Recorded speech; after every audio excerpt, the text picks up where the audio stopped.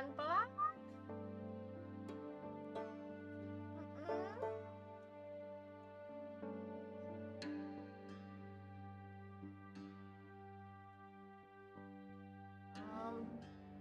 Gerasa gerusuk.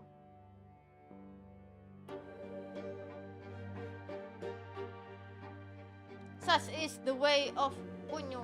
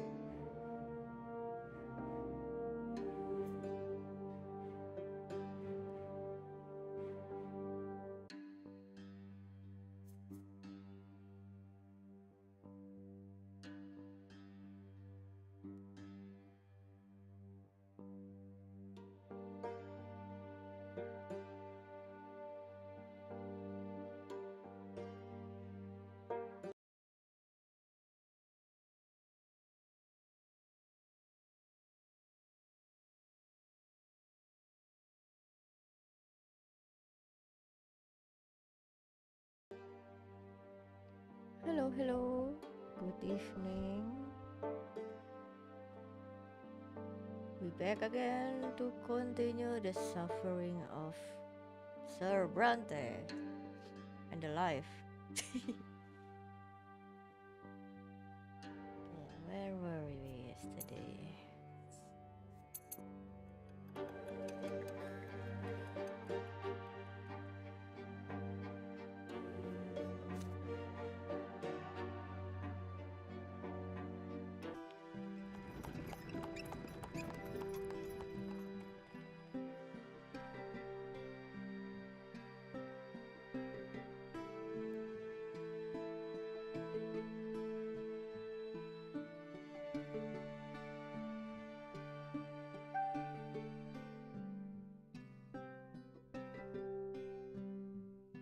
Oh no, are we? Oops, that's not what I want to push. Hello, game? Fine. Maybe something wrong with my game. Unity.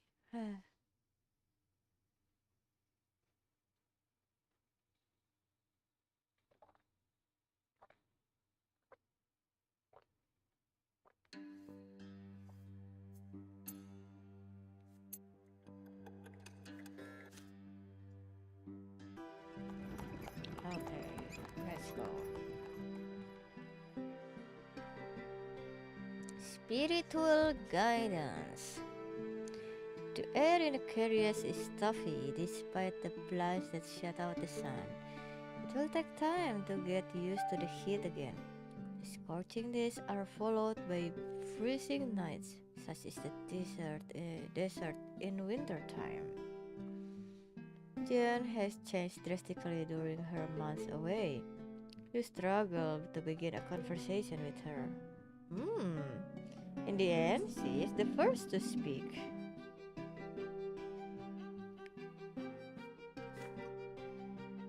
It's time I told you of our mission in Anisote, brother friend.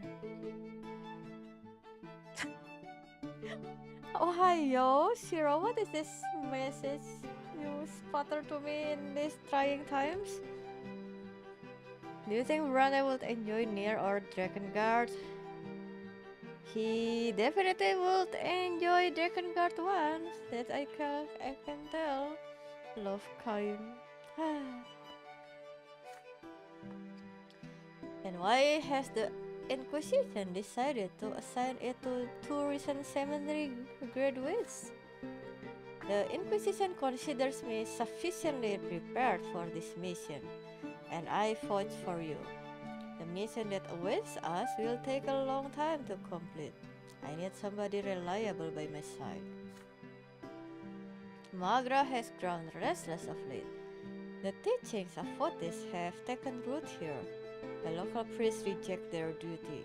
They tell their congregation to seek their lots within themselves. They claim the teachings of Saint Eusebius are lies. Don't they see they are marching straight to the foot of pillar and dragging their flock along with them? But that's not all. The church received an anonymous letter denouncing Cassius, the patriarch of Magra, for enabling all manner of sects and heresies in the province and blaspheming against the gods. This report must be investigated, and should we find proof of his guilt, we are to remove Cassius from his post and defrock him. Needless to say, this will not be easy. Right now, the Magran Inquisition is weak, respected neither by the nobles nor the clergy. Until they recognize our authority, they will be unlikely to obey us. Cassius has been patriarch since Fotis' demise 5 years ago. He was elected unanimously at the sacred conclave of Magra. He is beloved by his flock and respected by the clergy. We have therefore been strongly advised to investigate this matter in secret. We must restore the authority of the Inquisition. Then, if Cassius is indeed guilty, we must find proof. Then, and only then, may we accuse him openly. The tribunal hearing against Patriarch Junius Diamond was a disgrace. What happened there must not be repeated in Magra. The church has entrusted Inquisitor Ulrich with this case. Yeah, of course, it's fucking Ulrich. We are expected to assist in his investigation however we can and help protect Anisote against heresy. But I think we should be wary of him. Father Ulrich is a ruthless man and a zealous inquisitor, overzealous at times. They say he has burned entire village to the ground for the sake of the true faith. We will do our utmost to restore the authority of the Inquisition, but I fear Father Ulrich may be inclined to abuse this authority. Please, for our sake, be discreet around him. Either way, our mission will not be simple, but we will restore order in Magra. Let us eradicate every seed of heresy here and uproot the weeds of this new faith. The city that houses the silver tree must remain a symbol of true faith. Can I count on your support, Bran? Do you think if you impress Ulrich, Jan will be proud and let you hold her hand again? Listen, look at this option. I cannot even disagree with her. Look at this. What is this? Oh, because I didn't have Shield of the New Faith. Well, I mean, I'm basically standing on both ships of the old. Look at this. Ooh, look at this.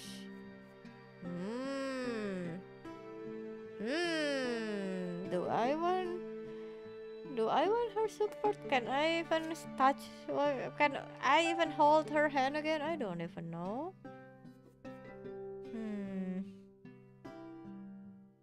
Ding dong, ding dong. Fine, well, let's support her for now.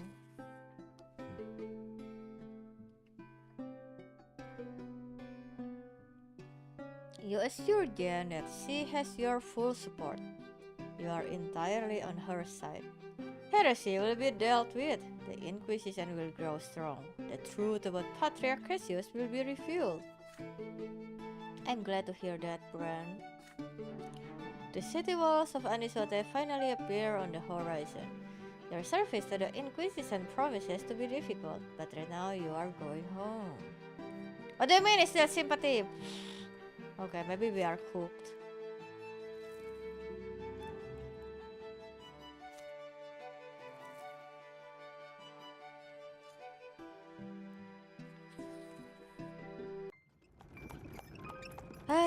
Home sweet home. Maybe. Homecoming! The carriage stops. The familiar gate, your bedroom window, the same one you used to climb out at night from time to time. The well-tended garden with its imported soil, delightful greenery, and mother's beloved violet irises. The porch you used to jump off when you were little. You are home. You touch the handle of the front door and halt for a moment. It has been 4 years since you left for Eterna, but it feels like yesterday. The air inside is cool as usual. Father cannot stand a stuffy room and insists on constantly airing out the house. Nathan's shaggy head peeks out from behind the sitting room door.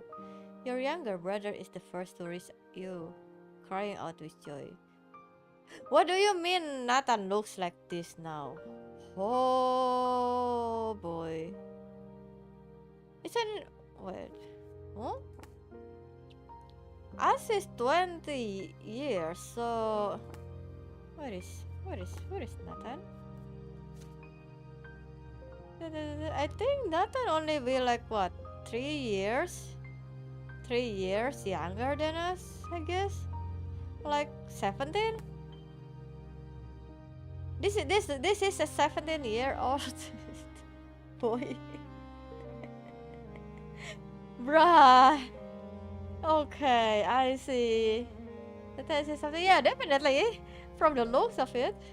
Holy. He embraces you tightly. Nathan is now as tall as you are, and his hair almost reaches his shoulders. But he still has the same lost look in his eye he had when he was a boy. You don't even want to talk about all this scruffy beard that really unkempt. I hate this. I hate this. You're finally back, Bran. Home just hasn't been the same without you. And look, you are wearing a cassock, a true priest. I'll never be one, unfortunately. I didn't get into the seminary. He stares at the ground guiltily. You show him the prayer book you bought for him by the great temple of the twins back in the capital. May the light of the faith shine in your eyes forevermore, brother. Nathan clutches at the little prayer book and nods with gratitude. Mother walks out of the sitting room. Nathan runs to her, and she leans on his arm as he leads her to you. Mother's back is bent. She has grown pale, and a thin web of wrinkles covers her face. She can barely stand unassisted. These are the troubling, telltale signs of the illness your brother and sister mentioned in their letters from home. Hmm. Slowly, she embraces you. You press your face into her shoulder, breathing in the nearly forgotten, dearly beloved smell. Mother holds your shoulders and studies you for a long time. You've been away so long, my son, but it was all for a good reason. I am so very proud you choose to follow the priestly lot. Never in my wildest dreams did I think my own son would bring the twins' teachings to the world and save other men's souls. To think I held you in these arms not so long ago. Mother's arms are thinner now. They feel nearly weightless. Gloria walks up to you next. She is dressed in men's clothing, including culottes, a frock coat, and necktie with a massive pin. She is almost unrecognizable in her new attire. There are dark circles under her eyes, as though from lack of sleep or frequent tears. Okay, that's interesting paragraph right there. Her first words to you are dripping with sarcasm. Okay, that one is not nice. Well, hello there, my brother the priest. Can't say I expected that. You'll be the one watching over our souls now, I suppose. Well, okay, I can feel the venom. You offer a composed response. You will always be ready to help Gloria if she finds herself in need of spiritual guidance.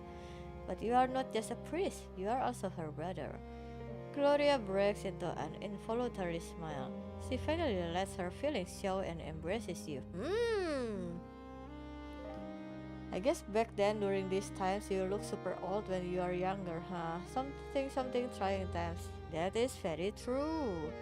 You know, most of the time, right, when we see Hollywood actresses and people say, "Oh, wow, they look so young" and something, and yeah, the only obvious answers is money. Money can buy you any youthful face anytime you like.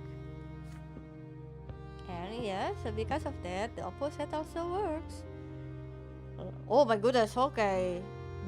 Sir Stephen, you, well, become more ugly. Interesting artwork. Loud footsteps echo down the stairs. Stephen appears. Your elder brother has grown taller and more broad-shouldered. You notice how harsh his features have become. He looks even more like grandfather now. Stephen greets you politely with a solemn nod. Greetings, brother. It's a shame you returned with a cassock rather than a sword, but at least you weren't like a commoner like our youngest brother. You may not have earned a noble lot, but your cause is important to the Empire. The Brante family welcomes you. As he says these words, you hear the door to father's office open. Father looks older. His back is hunched, and he squints. There are deep lines around his mouth and silver threads in his dark hair and mustache. He stops a few steps away and examines you from head to toe. You meet his gaze. When I sent you off to the capital, I didn't expect you to return like this, but you have chosen your own path. I am saddened that you won't follow in my footsteps, but such is the will of the twins. I accept your decision. With a bit of hesitation, father comes closer and pats you on the back. Ah, well then, time for dinner. Or your mother has prepared a veritable feast for you. For the first time in years, the entire family is together. You can finally spend some time with another member of your family today. Mmm. Something event. Let's see. Uh, wait. Where can I see? Family outcomes. Okay. Uh, blah blah blah blah blah blah blah.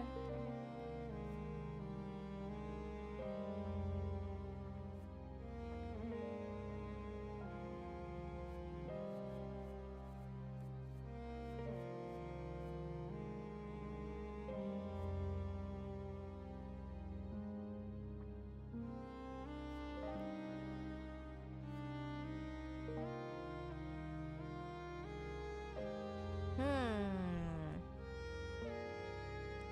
Mm-hmm.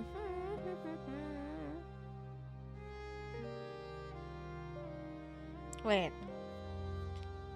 I didn't see this yesterday. You see Thomas off to his new life far from all danger and chaos. Hmm. Interesting. Good for you, Thomas. Okay, so we don't want this, obviously. But, okay. Oh,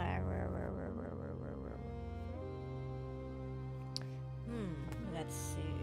How is our family doing now? House of Brante. Do we have wealth? Wealth for? Far to be a dynasty.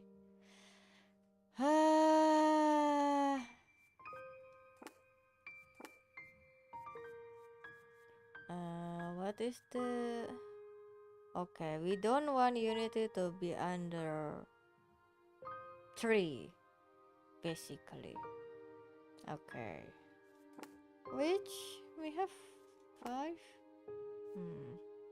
Oh, okay. Okay. Okay. Ooh, okay. This is... ah! What is this direct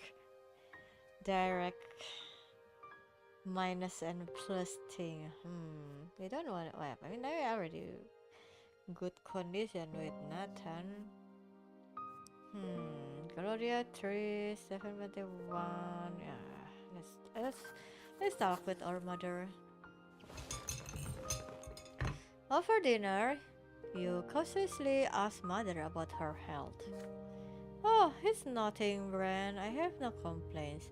I've just been a little weak lately. That happens at my age. I humbly accept whatever fate the twins have chosen for me. Having said this, she stops abruptly and looks forward upward. Father cuts in. You know, son, you should tell us about your life in the capital. Have you met any useful acquaintance? Our family could use some good connections right now. You mentioned in one of your letters that you've seen the imperial family with your eyes. What are they like, the Tempest? You have to relate the 4 years you spent in Eterna. Only later that night, while talking to Nathan on the back porch, do you learn more about Mother's health. I'll be frank with you, Mother isn't doing so well. Gloria and I do our best not to leave her alone. You can ask her questions, but her answers often don't make sense, and she keeps falling silent in the middle of a conversation like she did today. Her illness is consuming her. You know, if Mother passes, she may not be reborn. I dread to think that we'll become a father then, and of Gloria. Gloria has it hard too lately. Stefan has treated her like dirt for the last year. I think he plans to drive her out of the house so her origins won't taint the Brante reputation anymore. Stefan only cares about one thing now, getting our family ennobled by the sword. So for him, Gloria is just an obstacle between him and his goal. We spend quite some time in silence, gazing at the radiant stripe of the shining pillar as it grows more and more luminous against the darkening sky. The Brande family is about to face some challenging times.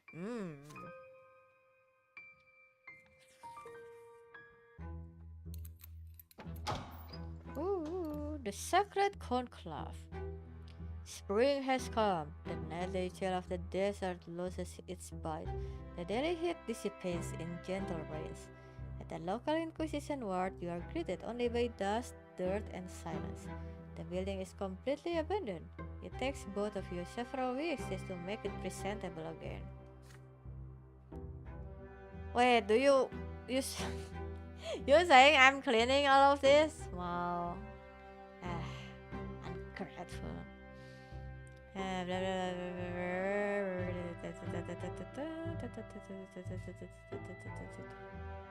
Apostasy is a funny word.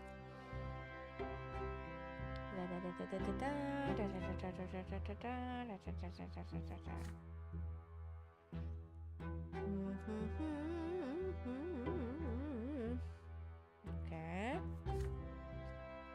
Assume departure. Okay.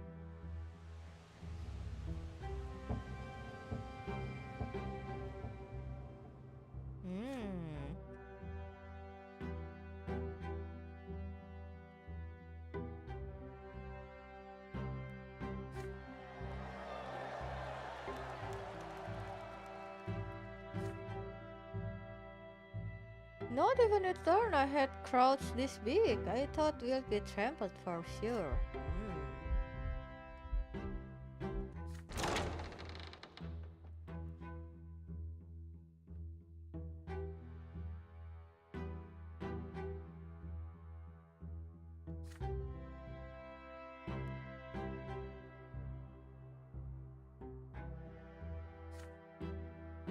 There is so much fear in them, so much hatred. Do you think they're hiding something? Or has someone poisoned their minds against our order? Sister! Calm down. No, not everyone wants to attack us in the first chance they get. Okay.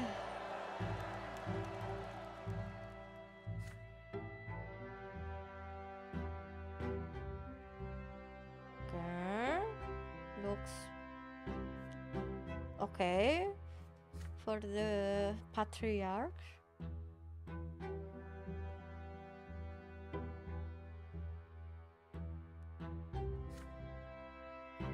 That is Father Leonard. He's been the abbot of this temple for over 20 years. I remember him as a wise and kindly man, but my sorrow for him knows no measure now, for his teachings have clouded his mind. Hmm.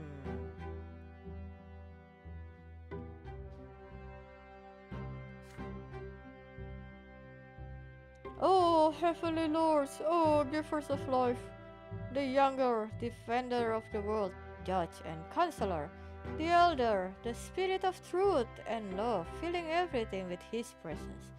We humbly abide by your law, by the three laws of his statutes. May the righteous achieve eternal bliss, and may the sinners suffer retribution without mercy. In your sight, I hereby relinquish my authority as patriarch. May you allow your children to elect him who shall take my place. Hmm.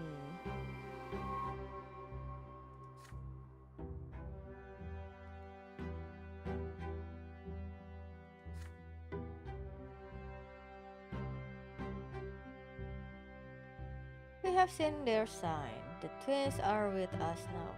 I, Father Leonard, abbot of the Temple of the Silver Tree, declare the sacred conclave open.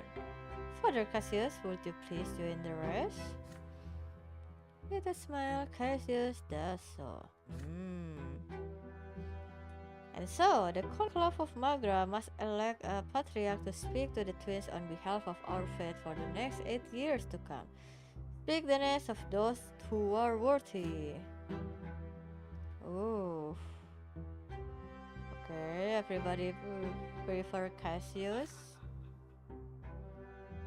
So, you have spoken the name of Father Cassius. I hear none other. Then let us begin the ceremony.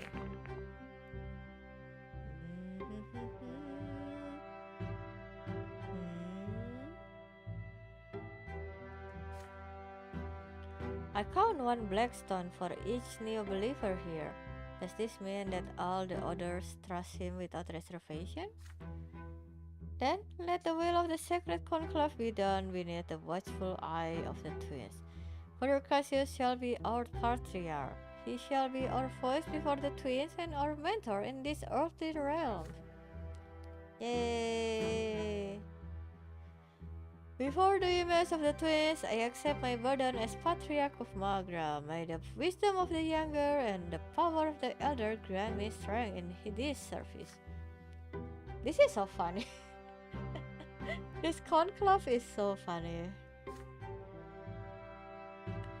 Brothers and sisters, this conclave is concluded. But before we exit this temple to announce the name of the new patriarch to the people, we must first hear out the inquisitors who have come to our province. They will proclaim their mission so that each priest may relay their words to his or her parish. Ooh. Oh no! Oh no! Father Ulrich!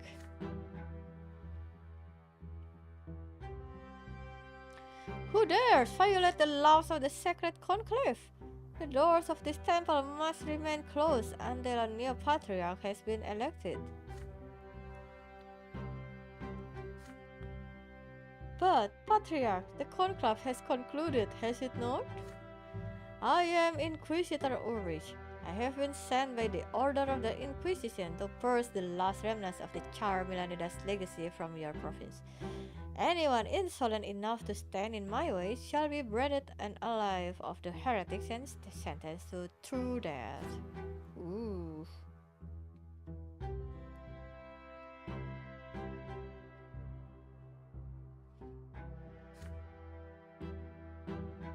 There are two other inquisitors present here. I want their voice to be heard, not just by the members of the conclave, but by the common people as well. The clergy of Magra often tend to ignore or utterly distort the will of the Inquisition. I am here to prevent this from happening. Ooh.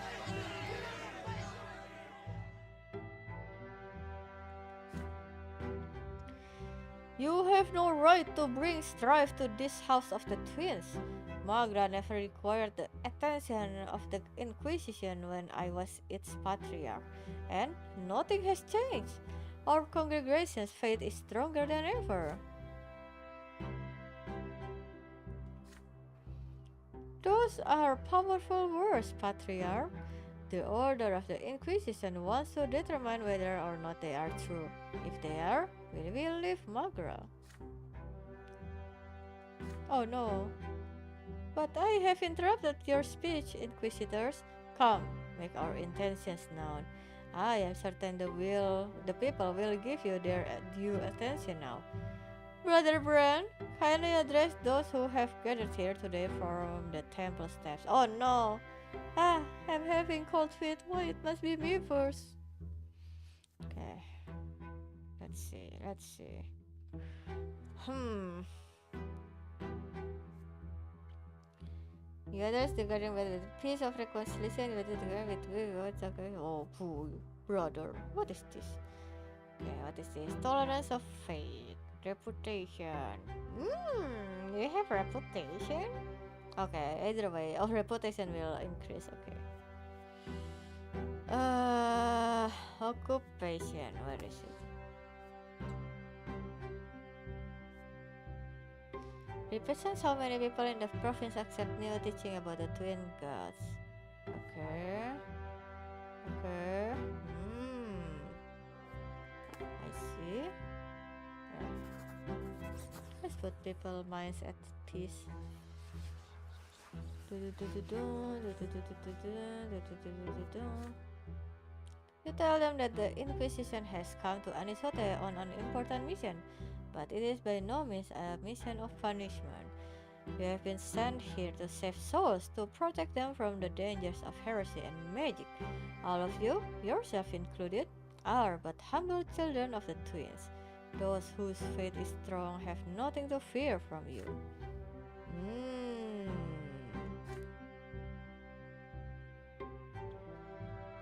It brings me joy to hear these words. To fight the scourge of magic is a worthy cause, but I doubt you will find it here in Magra.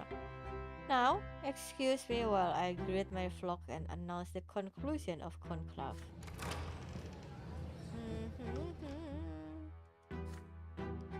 I was told to act as your mentor. The first thing I will tell you is this. You must cast away all fear and indecision. They are luxuries we cannot afford. We are the servants of the twins.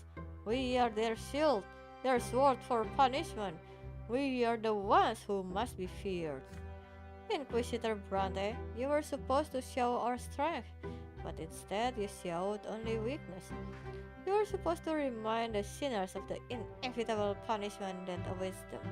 You were supposed to strike fear into the hearts of the apostates, to show the flock that we are here to root out all heresy and sin. But instead you made it seem as though our mission will not affect them. You two will handle the affairs of the order while I investigate the patriarch's schemes. Dismissed. La la la.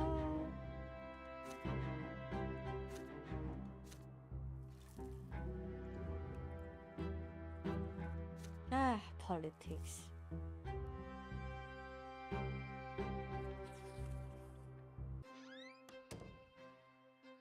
Ooh, a reception at the Brante residence. You come back home after a short stroll through the city. As soon as you set foot in the house, you are greeted by Stephen, who invites you to have talk in Father's office. When you enter the room, Father has a heap of letters in front of him and is signing them one after another. Son, Stephen and I must discuss an important matter with you. While you were in the capital, our family formally petitioned the overseer to grant us the nobility of the sword. We have 3 generations of noble blood already. We have the right to make our nobility hereditary. Your grandfather took the first steps towards the nobility of the sword as soon as Stefan was born, and now we are on the brink of becoming the El Brantes. If Overseer Gaius Tempus and the nobles of the province deem us worthy, we will receive a hereditary title. All nobles of the Brante family will remain noble forever, as will their descendants. Father and I do our utmost to maintain the family's position, but our goal can be reached only if our reputation remains unblemished in the eyes of high society. The nobility is watching our every step. Ah, politics again. Father lays a hand on your shoulder. Now this is your cause too. The future of our family depends on it. You need an estimable reputation and wealth. Everyone bearing the name of Brante affects it. Remember that with every action you take, Bran. You will have to appear before Anisote High Society. We are going to host a reception for the nobility at our home soon. You must uphold the honor of our family, brother. We'll relay the news from Eterna to our guests and present yourself in a favorable light. Oh, so busy. Oh no. Gloria. Were it up to me, I wouldn't be seen at this hypocritical gathering. But I don't want to let Sir Robert down. He is the only reason I plan to stay for the event. I'm kinda surprised that they let Gloria on the event. What is this dignified conversation? Ah, cannot be me.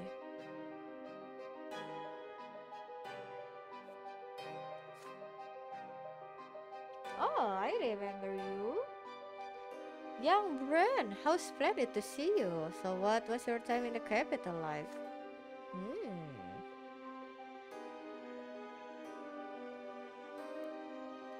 Ah, okay. Yeah, classic. Ooh. Yo, Jose El Pelletier.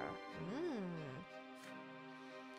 Lady Gloria, you are the true gem of the evening. You look so marvelously daring. I haven't seen your like even in the capital. Wow. Bran, please talk to me. This Sir El Pelletier keeps following me. I feel uneasy. What does he want from me? I'm just a lowly commoner. Come with me to the other side of the room, although I'll probably still stand out among all these refined nobles. Look, it's Durante the painter. I wonder what's brought him so far from the capital. It would be fabulous if he could paint our family portrait. We should all be on canvas together. We are one big happy family after all. Are we? Wine glass in hand, you cast a look across the crowded room. It's time to choose how you'll spend the evening. Why, I'll look. Oh no. Oh no. Okay, yeah, this is. Oh. Oh my god. Oh. Diplomacy, I cannot diplomat. Ah. Wow, okay. Wow, okay. Ah. Such is the way.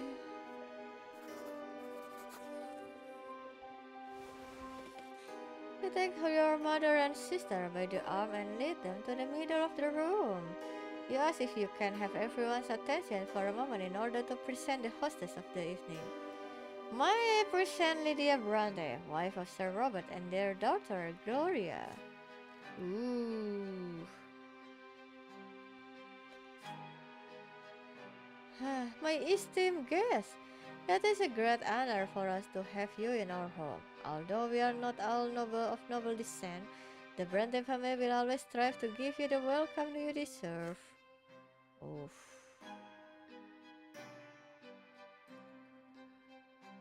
Oh no. Oh no. How dare you! You're not the child anymore, Bran. Why draw the nobility's attention to the fact that we still have all these commoners in our family?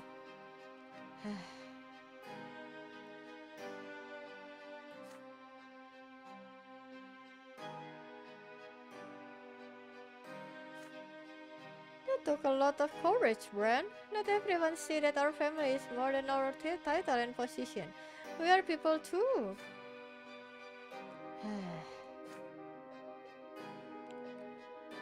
It was a wonderful idea, son. My legs aren't what they used to be, but it's been so long since I danced with Robert.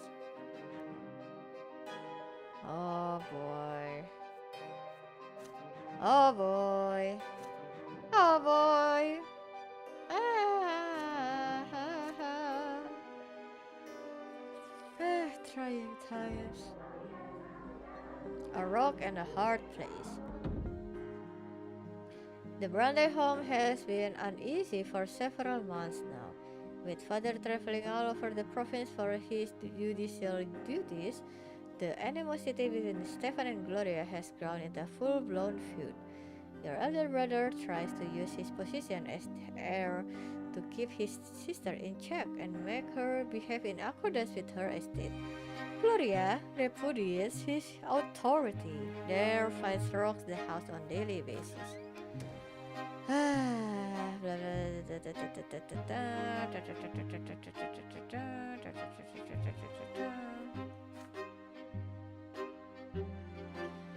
Children! For a long time now, our family has been striving to become nobles of the sword.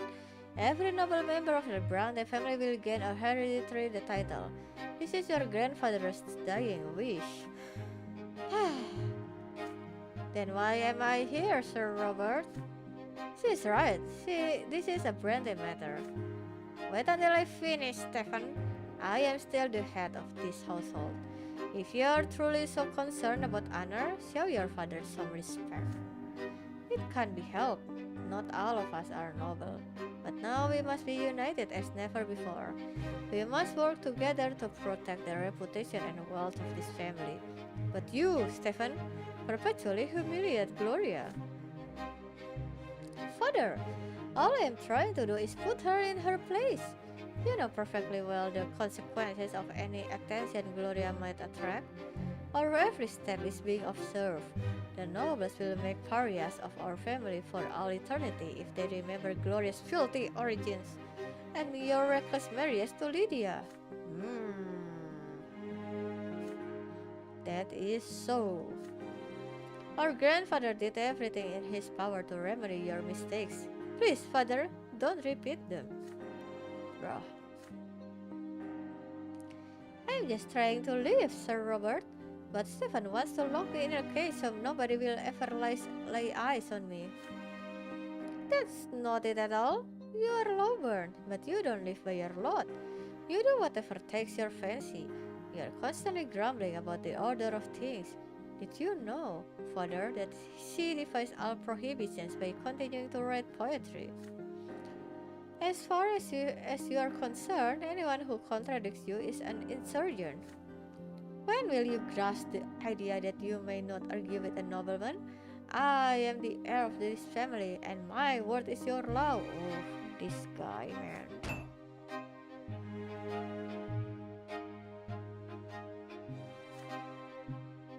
Hold your tongues, both of you. Let Brant speak. He has witnessed your quarrels. He should know best which of you is in the right. Oh no.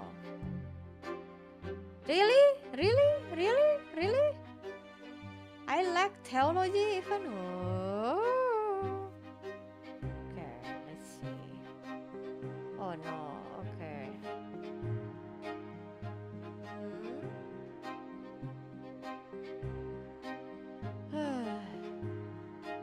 Oh, but this will make our family poorer for some ungodly reason.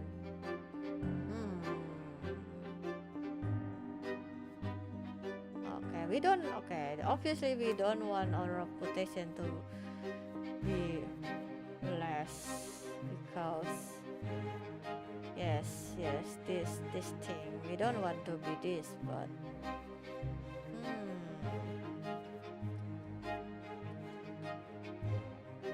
but man, getting reputation to wealth, reputation and wealth is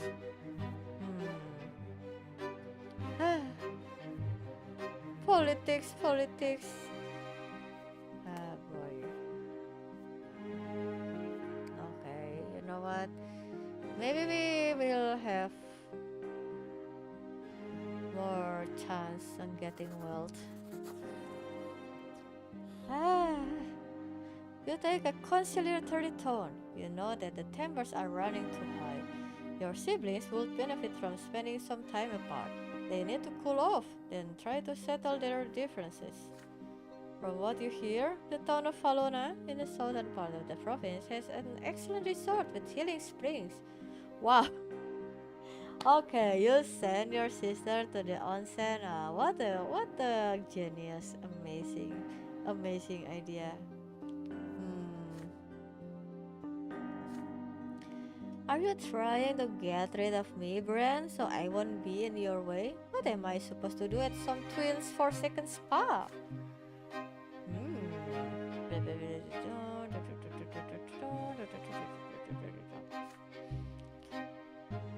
A trip to Folona will be costly. I'd like to know who will pay for it.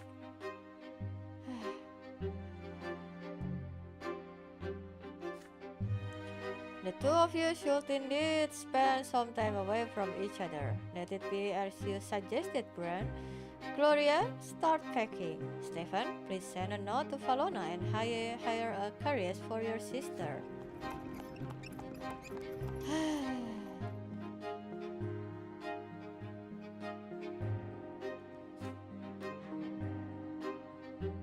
Gloria returns surprisingly serene. After a month in Falona, her temper has mellowed for a time. She is engrossed in her own affairs and does not draw her brother's ire. Oh, that was fast. This is interesting time skip.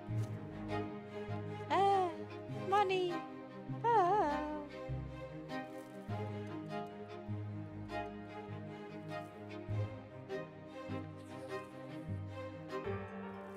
Oh, okay. Year 1139. The Archduke and the Overseer. The powerful lords have been struggling for power in Magra for over 2 years now. The new overseer of the province, Gaius Tempus, cannot seem to rein in the obstinate spirit of the Archduke, Tarquinius Milonidos. Unwilling to accept that he is no longer the overseer of Magra, the Archduke still stubbornly continues to assert his right to rule the province. Most of the Magran gentry, who swore allegiance to him generations ago, remain loyal to him even now. Gaius Tempus has publicly demanded that the Archduke recognize the overseer's rule as legitimate. I am the voice and the will of Emperor Jutar II in the province of Magra. All lands, deeds, and titles notwithstanding, Archduke Milanidas must obey his sovereign's will and heed his decree. I hereby extend to the Archduke an offer of peace. Should the Archduke cease its subordination, his lands, deeds, and titles shall remain his own. The Archduke's response to the overseer was openly defiant. Since the days of yore, the land of Magra has belonged to the Milanides dynasty. We are part of the empire, and we are the emperor's loyal servants. However, our dynasty will not stand for such intrusion upon our lawful rights and privilege. Never before has an archduke been stripped of his right to represent the emperor's rule in his own province. So, do not forget, Sir Overseer, that the highest noble families of Magra has sworn fealty to me alone. Okay. Neither the Archduke nor the Overseer will relent, but both are too powerful to be readily disposed of. The bad blood between the two Archnians has festered for too long, and the common people have begun to pay the price for their strife. Stripped of the overseer's stark tax privilege, the Archduke Milanidas has decided to impose his own levy upon the citizens and villagers of Magra. The commoners are now forced to pay taxes twice. Huh? Wow. This double burden is too much for the common people of Magra to bear. Many have refused the second tax outright as a lawless measure. But the Imperial Legion, led by young Dorius Othon, is ruthless. Eagerly and without mercy, the Legion soldiers collect the Archduke's due in cities and villages alike. Ah, man. That is very bad. A gift for the family. This last year has been an ordeal for your family. The pain taken to be ennobled by the sword, the close attention of the city aristocracy, the squabbles between Stefan and Gloria. Tonight, your preoccupied father has gathered the entire family around a table in the backyard. The sun has almost set, and there is a soft breeze. But instead of a meal in the open air, we are going to attend a family meeting. In the middle of the table, you see an open gilded box. It's full of jewels. Archduke Miladidas himself has bestowed this gift upon us. It is a surprise indeed. I thought you all had a right to know. Father unfolds a letter lying beside the box. Ooh, Sir Robert Brante, I bestow this precious box upon you and your family as a symbol of the care with which I treat the people of my province. Pray accept this gift, and remember with whom the loyalty of the true nobles of Magra lies. Archdukes of Magra, Tarquinius of the Miladias. Something, there is no such thing as free lunch. It is worth quite a fortune, but the Archduke is fully aware that I am on the side of the Prefect Elborn and Overseer Gaius Tempest. Could he really expect our loyalty to be bought so brazenly? On the other hand, the Archduke is not demanding anything of us, and our family has borne a lot of expenses recently.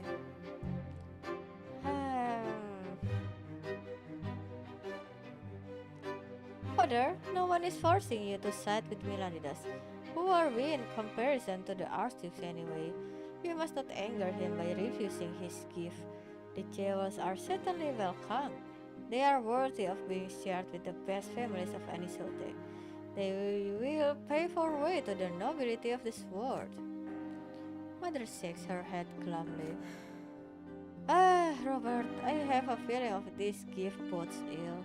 It may be an impertinence on my part, but I do not want our family to be indebted to the Archduke. Certainly not. Accepting gifts from Milanidas, he is infamous for oppressing the commoners and robbing village blind with his taxes. This isn't your decision, Gloria. It's a matter of our family's honor and reputation. Please don't start bickering again. Let Brad say what he thinks we should do with this gift. Brother, I I am but a humbly priest. I I I should not even taking part in this worldly matter. I just want to pray. Sell the gift. I know. If we are just slightly more cunning, I will just accept it and I don't know, share it to the common people or something. Wait, what is this? Why I this stupid diplomacy. See, this is what I want to do. You and Stefan will give them away as gift for their local nobility to gain their favor. Yes, this is exactly what I want to do, which I cannot because I don't have good relation with my brother.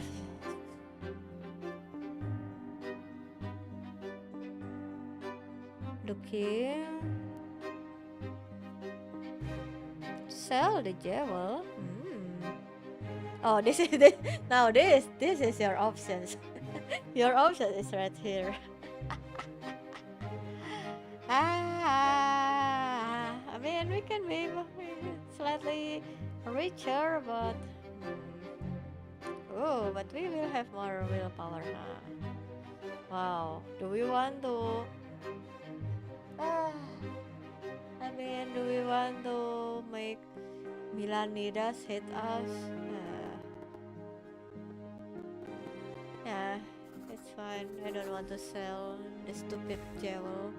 It's only +1. It's different. Maybe if it's +2. Looking the family patriarch straight in the eye, you state that such a gift is not to be accepted. The Archduke will see it as an oath of allegiance to him. It would be better to provoke his anger than to fall into his trap. You ask father to send the box back at once. Well, I suppose you are right, Bran. It is far too dangerous. Not only for me, but for the entire family. Alright to the Archduke, bring me my quill. It's your decision, father, but please consider how much we stand to lose. There are no jewels. I would not renounce to keep you safe. Hmm.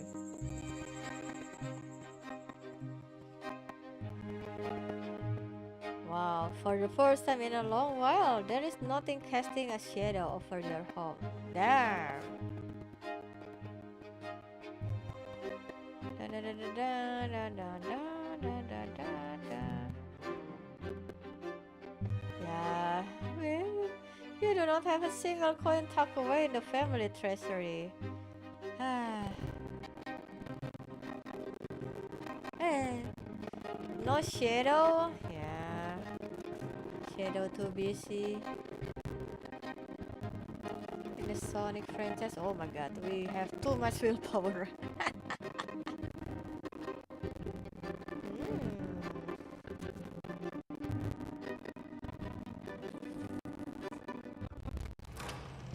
The Latari Society. Oh, okay, this is one of the events.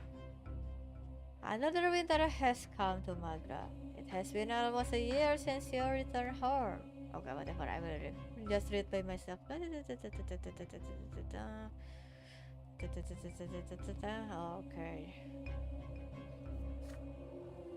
Also, yeah, how about Jen? We spent like months without interacting with her. This sucks. Romance in this romance of Sir Brante is too serious at the joke. Hmm.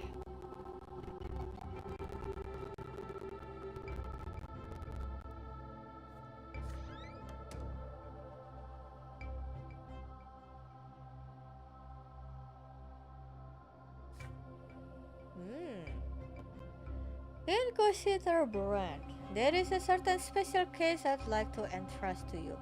There is a society that exists in Anisote. They study the culture of the Latari, an ancient civilization that is long extinct. This is a society known only for nobles. Most of its members are young and carefree. You come from a noble family, you know their manners and their etiquette, which is why you will be going there.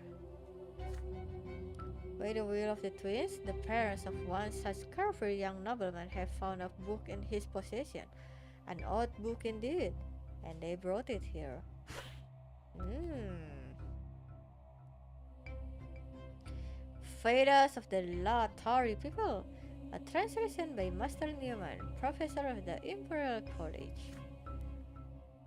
Upon his family's insistence, this noble, a young man by the name of Arnaud El Rancourt, paid us a visit. He claimed he had done nothing wrong and insisted that the society meetings are just like any other noble party. The only unusual thing about them is their theme. They read the poetry of an extinct civilization. They wear peculiar clothing. They hide their faces behind masks of gold, the same color as the skin of the Lautari. But he let it slip that a certain mystery is about to take place at their next gathering. His explanation was quite incomprehensible, but the young El Rancourt was very excited indeed. I convinced him to donate his invitation and mask to us. His code name is L. Convince him? Do you mean like torture him to bring to make him give the invitation?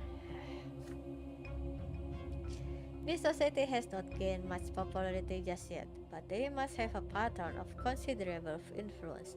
What if Patriarch Cassius is the one behind it, and this society is what we have been worried about? One way or another, we must arrest the heretics and make Cassius pay for allowing such a sect to exist. Your mission is to find out what they are up to. You must act quickly before they learn what we have around court. My squad of champions of fate will follow you. They will assist you in rounding up the apostates. Ah.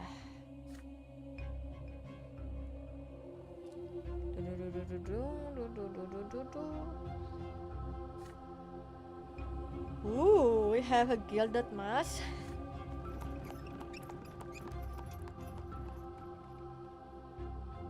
Okay.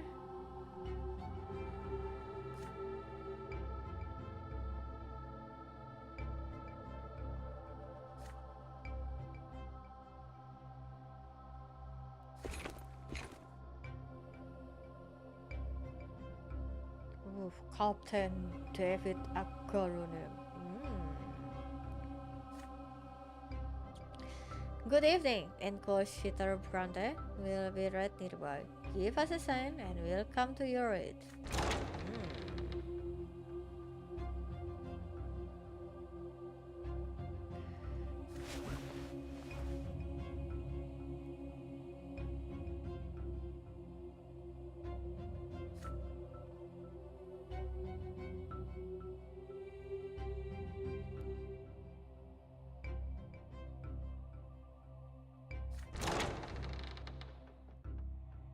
Ah, yes.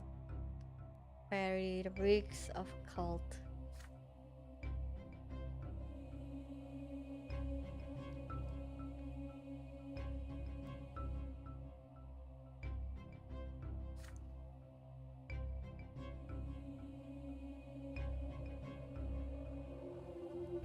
Hmm.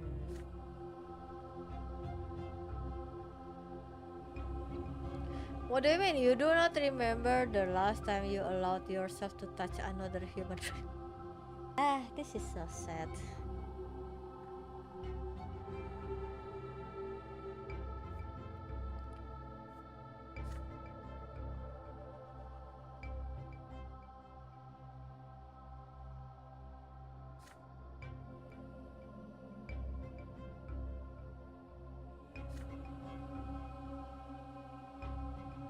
This is literal midsummer activity. Hmm.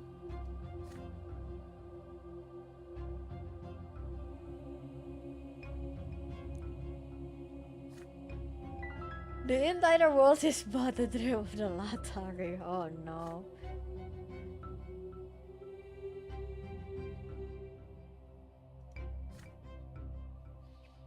The younger, defender of the world, aid me so may I serve thee further.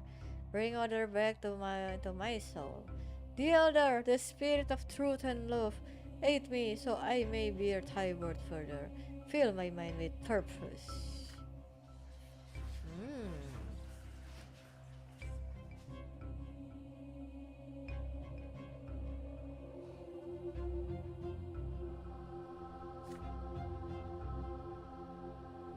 Ah, Octavian Milanidas. It's you, yes. Yes, yes, yes, yes, yes. Ah, the one that we, well, pick up the handkerchief and then the guard just punch us. Yeah. She remember me. Hmm.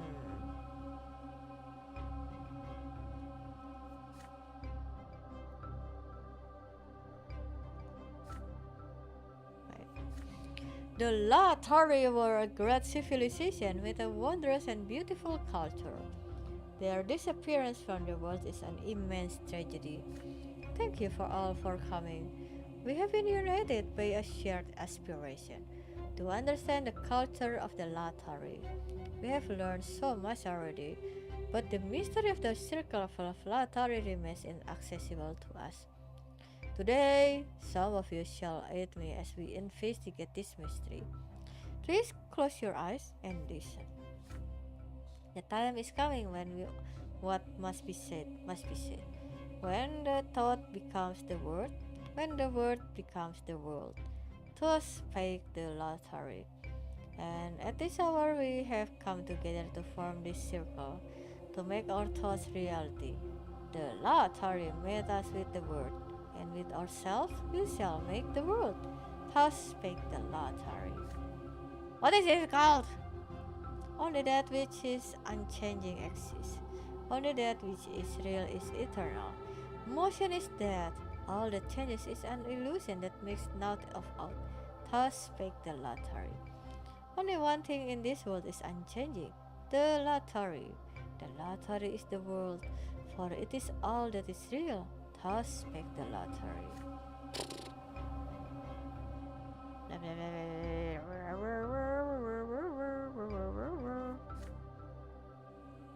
Hmm.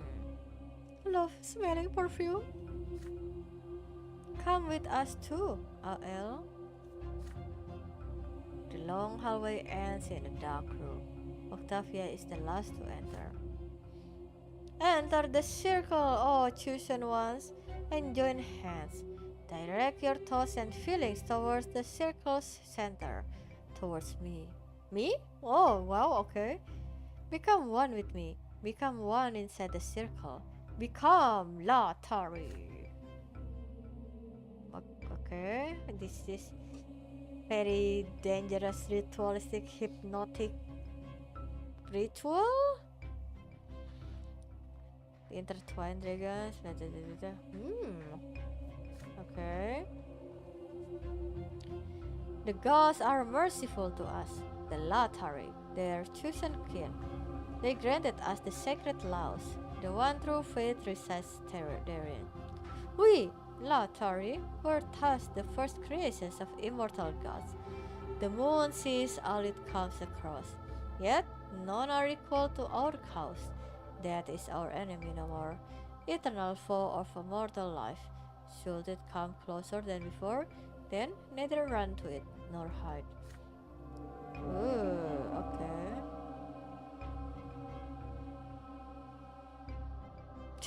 Something is happening and it is so offensive in the eyes of the twins. So heed the law of Latari, one older than the very sky. He who wakes shall prosper. He who sleeps shall die. That's a nice status discourse.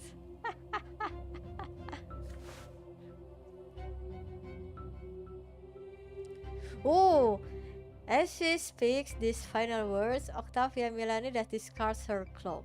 She is naked, her beautiful body completely uncovered. The song reaches its climax. Those standing in the circle sway from side to side. Their eyes rolled back, they are lost in a trance.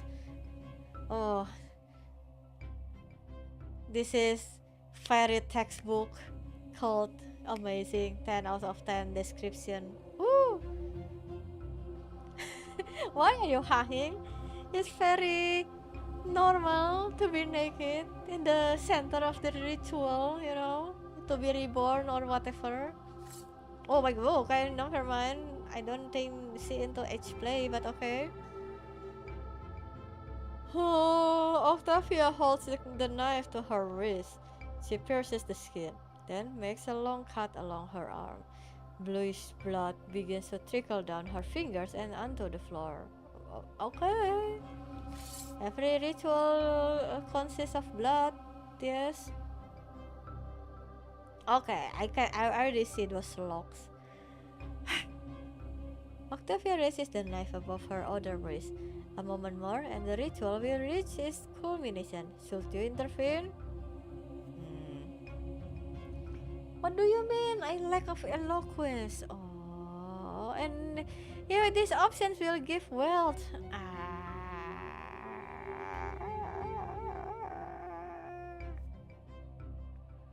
Become part of the circle. Okay, this is crazy.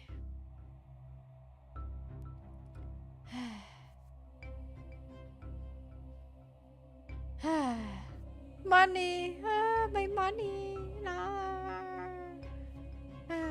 Such goodbye.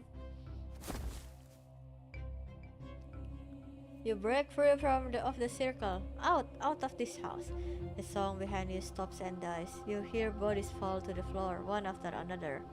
Run! You have to run.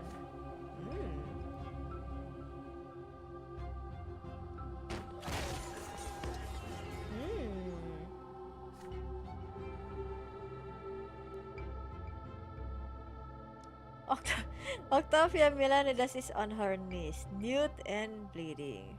Oh boy.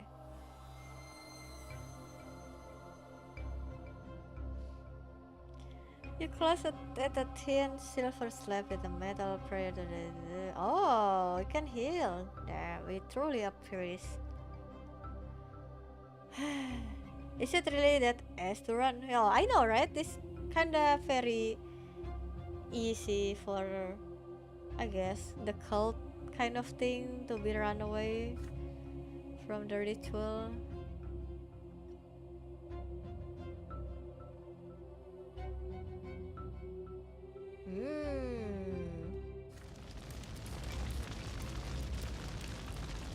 Oh no, are they getting through that? Oh no.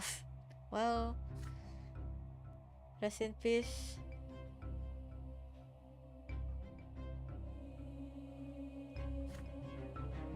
This marks the end of your first year back home. Oh boy.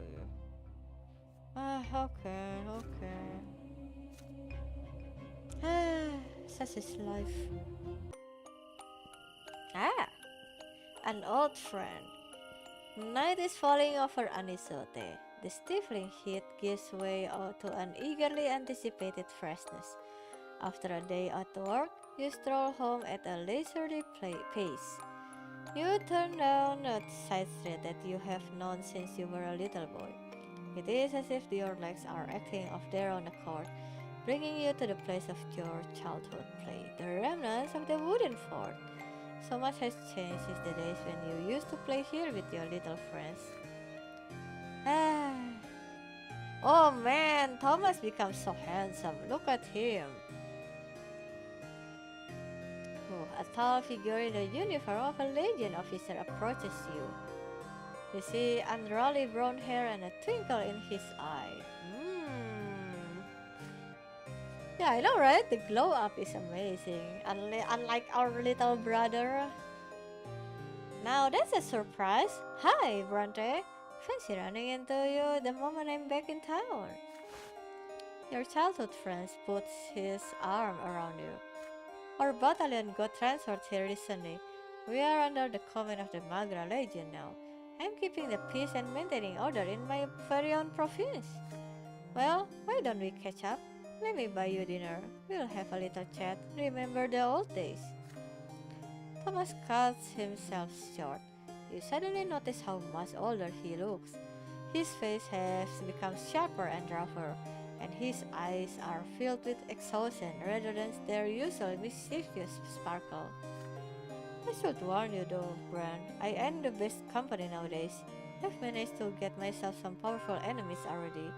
I'm a friend who couldn't I am a friend who could taint your good name. So if you'd rather not be seen with me, well, I understand. The smile on his face starts to fade. Ah, what is this? Oh, oh my goodness. Really? Okay, I think if we didn't bound by friendship. Wait, so I still don't understand. Uh,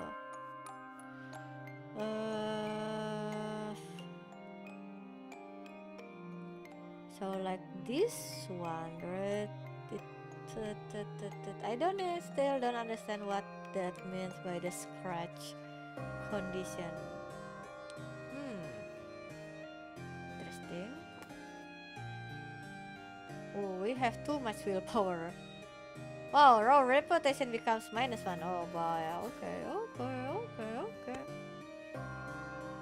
You give Thomas your hand. You shake hands firmly. So, you haven't forgotten your old friend, Brante? That's the way it ought to be. Well, come on then. You go to a tavern, reminiscing about your childhood antics on these very streets along the way. You choose a table in the far corner of the tavern. Thomas orders a bottle of good wine and some food. You talk about the latest case, about your first years back in Anisote. You share family news, your quest to become nobles of the sword, the quarrels between your elder brother and sister, your mother's health. Thomas nods with concern. Sounds like you've had some tough times.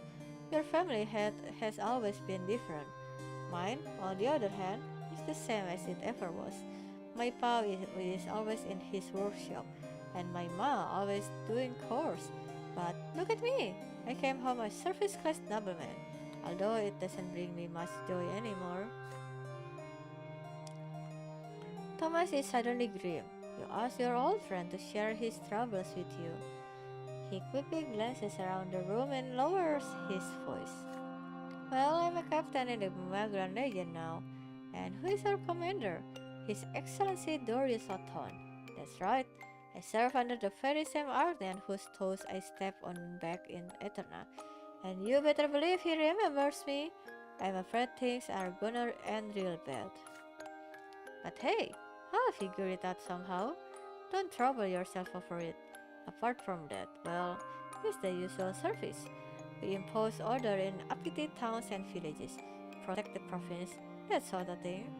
And we run drills all day long, obviously. If only you knew how sick I am of them barracks, Bran. I've thought about starting a family. My mom keeps telling me to find a nice girl to marry. She says it's a high time I got hitched. Ah, what a nice friendship.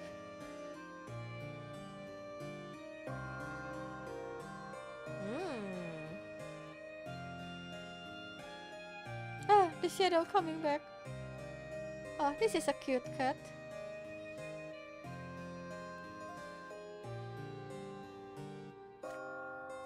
Bye, Brante.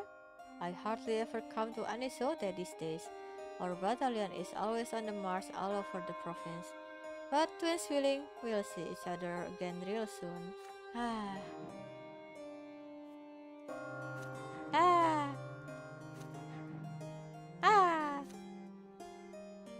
It's okay. It's worth it. Okay, we will still be coming back to the fight of Archduke and Overseer.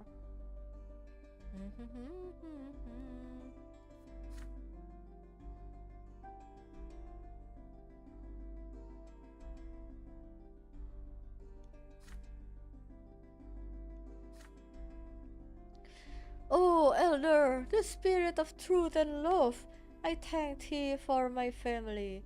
Aid them, and let them abide in peace and tolerance. Though your woes may hide the gift of thy love, may we never refuse thy bounty. Ah, da da da da da da da da. Hmm.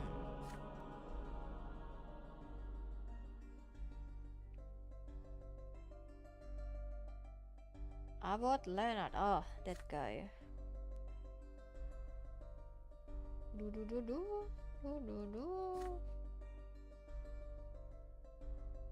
I don't care about sermons, so forgive me for not narrating it.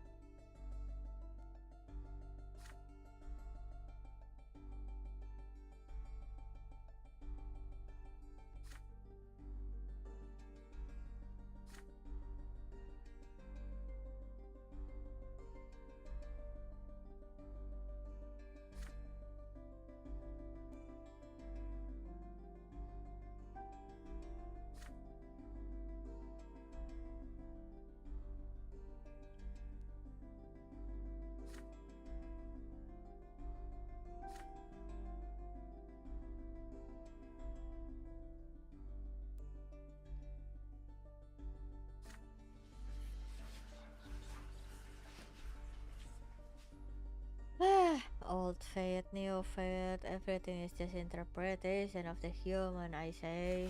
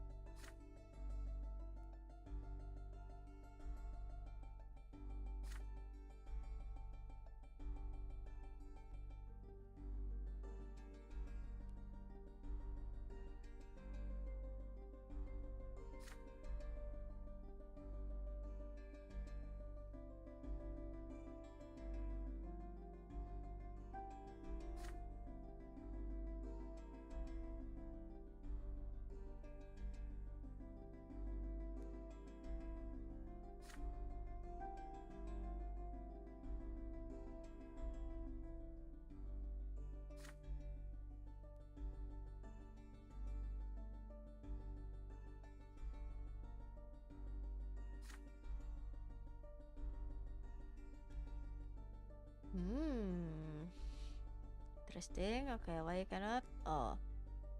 Because we are not defending the old faith. Yeah, also we lack of eloquence. Yeah, I see. Let's see.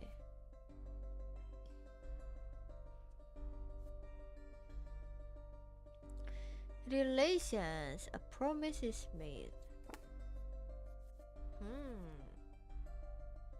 Thinking. Ding dong, ding dong.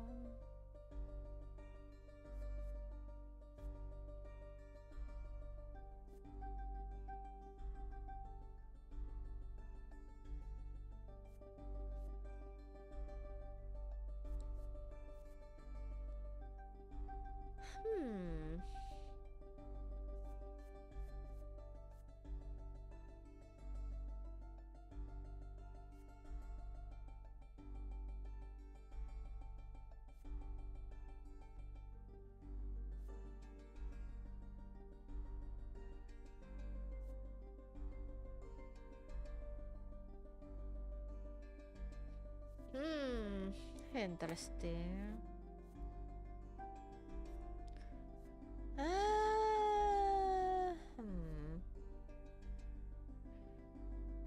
I don't know, man. You didn't really give me any, you know, confidence.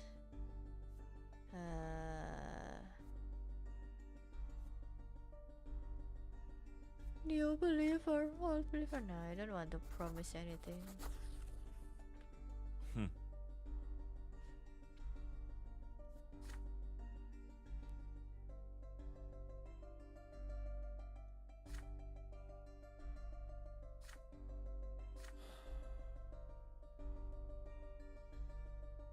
Dun, dun, dun, dun, dun, dun, dun, dun, dun, dun, dun, dun. It's okay. Surely nothing bad will happen, right? The call of the ancestors. Today is a big day for the Brante family. The day your family line started, the day when you remember all your ancestors. Tonight, everyone who bears the name Brante must descend into the family crypt to keep vigil by the tombs. This is the time to surrender yourself to your ancestors and hear their will. The entire family prepares for the event in silence. Stefan has been choosing his apparel since morning, praying unceasingly under his breath all the while. The heir has a special place in the family vigil. Even mother is planning to go with you, though father tries to talk her out of it. Lydia, I beg of you, stay home. You are far too weak for an all-night vigil in the crypt. Gloria, would you be so kind as to stay with your mother since you cannot join us anyway? Gloria answers in a muffled voice. As you wish, Sir Robert. The late Sir Gregor would only be enraged to see Mother there. We all remember how their last encounter ended. Father nods curtly, avoiding Gloria's gaze.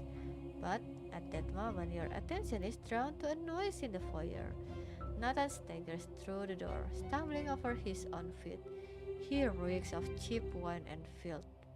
Oh, why our little brother become like this, man? What went wrong? I'm not late, am I? Everyone gazes at him in consternation. Nathan almost falls into Mother's and Gloria's arms, distressed. They fuss over him. Stephen eyes his youngest brother coldly. I expected nothing more of you, Nathan. Why even speak of duty to your family when you can't even manage to live by the commoner's lot? Go lie down in the pantry and stay out of our sight. Father, Bran, it's time. Let's go. Alongside Father and Stephen, you descend into the family crypt. You cannot help but remember paying your last respects to your grandfather 9 years ago. You light the lamps. Dim, eerie flames illuminate the shrine. In the middle of it stands a magnificent tomb containing the long decayed remains of Gregor Brante. You take your places around the crypt and kneel. The all-night vigil has begun. At first, your ancestors remain silent. Each of you is left with their own thoughts. Then a low murmur passes around you. The shadows in the corners of the room deepen. The voices grow stronger. You know that the ancestors of Gregor Brante, long forgotten commoners whom you never knew, are trying to talk to you. But now a memory of them has come to life in the darkness of the crypt. They are pleading for something, demanding it of you, calling out to you, screaming. Finally, you all hear that painfully familiar, deep, imperious voice echo from the far end of the chamber. It's interesting that we literally can cast Speak of the Dead thing. It's been a long time since I've seen you all. I hope you bear good tidings. All this time, I've been waiting for you to fulfill my mission. Remember, as long as I am in your blood, I will give you no peace. I did not have my family ennobled just to see our line cut short. Our blood tide must join the grand flow of the empire, and then each of my descendants will inherit nobility forever and ever. But I do not see any of you before my tomb. Where are you hiding? Where is the head of our family? The man who will speak to me? Where is the man who will heed my will? Father rises from his knees and makes his way toward grandfather's stone tomb, the source of that booming voice. But Stephen suddenly pushes him out of the way. Father takes an ignorant step forward, but Stephen firmly bars the way. Stop it, Stephen. You are my heir, but you are not the head of this family. Father, it is not you that Sir Gregor is addressing. Earning the nobility of the sword is my duty to him. He has long forsaken any hope of seeing you achieve it.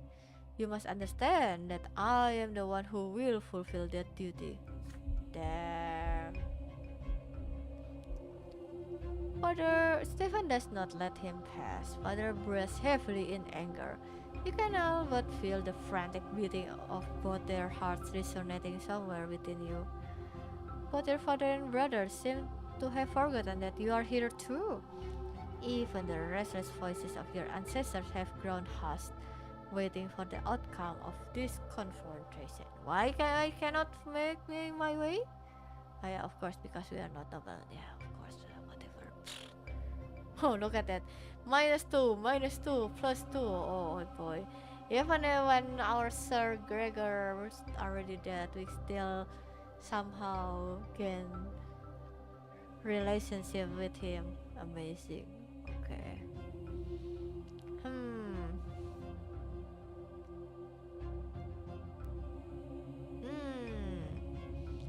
Wait, I do know like Stefan can die, I think. Let's see. Uh, uh, uh, uh, uh, uh, do. Well, apparently not, I guess. Hmm.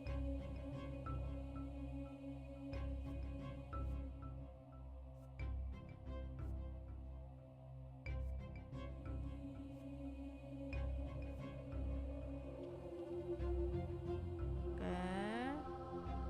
Unite the family. How do we unite the family? Do.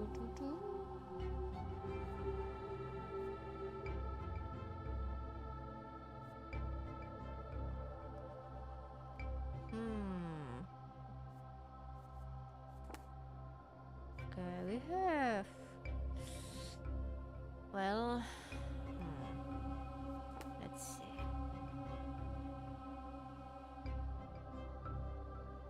Will it be bad if my relationship with Stephen minus? Wait, do we need unity to be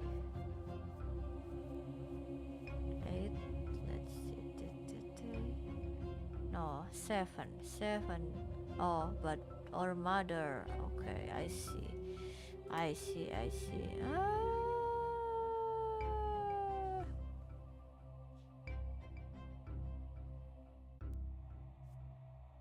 Hmm.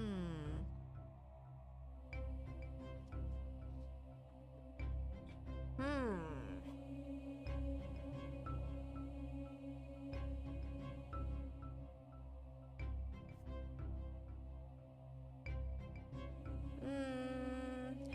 Sure.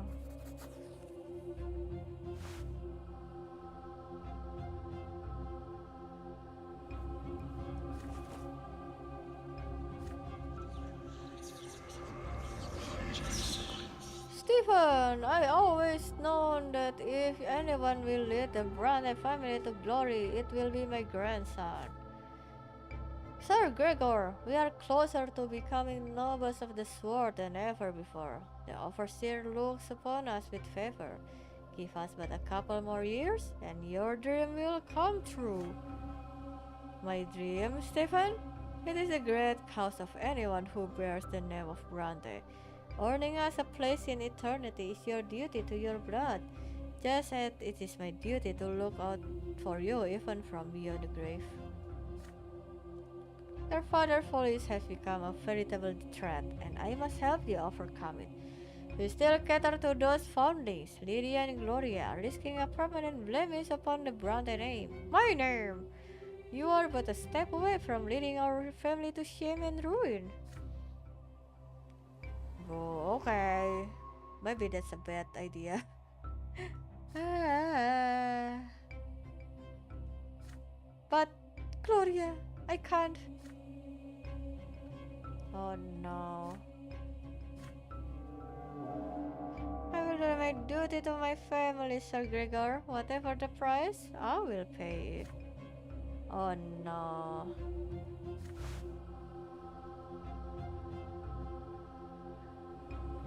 I will find a solution that is best for all of us. Interesting.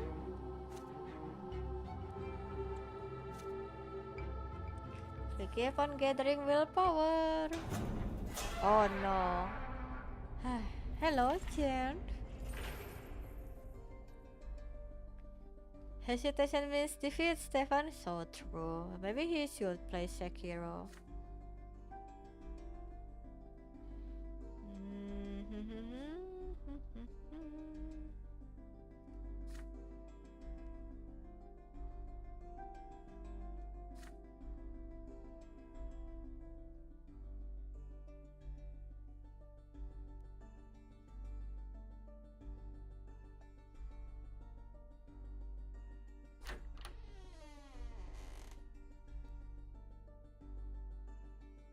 Hmm. Oh no. This sadist will do something, huh? I'm stretching, I'm stretching. I'm not even hunched down. I'm not a prawn. The prawn doesn't cook the fried rice. Huh?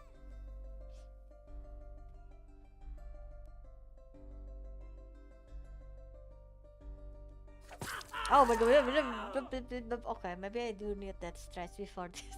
What is this sound effect? Oh my god. Also, what is this description? Oh. Sharp steel flashes and the severed tip of the man's pinky falls to the floor. Of any, you know, torturing method, pulling the nails is one of my worst nightmares. That is, oh man, really not a fan. Hates it so much. Father Ulrich severs the finger down to the knuckle. Up.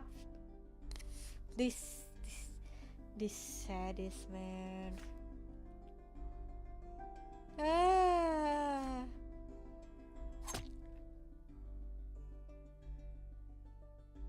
The Inquisitor removes the man's ear with a precise cut.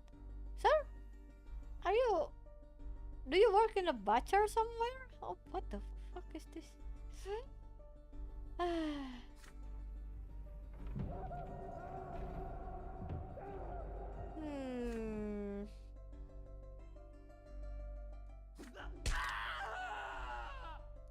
Oh my god. Ten-finger joints now lie scattered around the floor of the room. Streams of blood trickle down the stone slabs. Ulrich reaches for a hammer. Finger bones are brittle. There is a crack, then a scream, then a sobbing. The knees are the next. Are you kidding me, man? What is this? Oh, this game is so good as this descripting everything, and this makes this worse. This scene so much worse.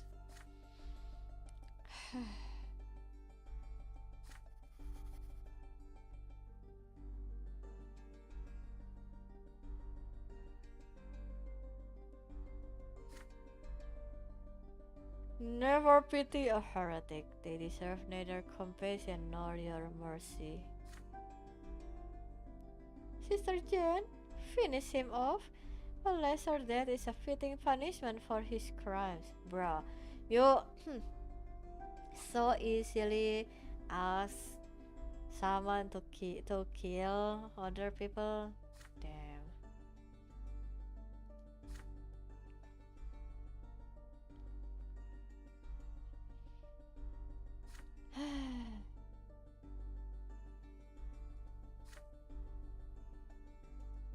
Ooh. Wow. Jen disagree with Father Ulrich? Interesting. We support woman in this house.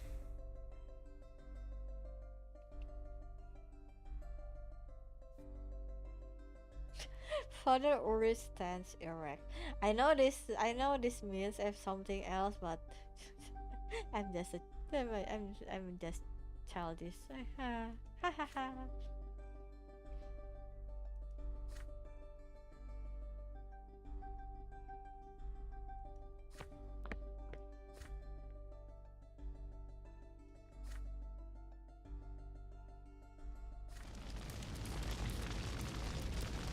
Huh? 2 days later, the prisoner is burned at the stake. Oh my god, it's become even worse.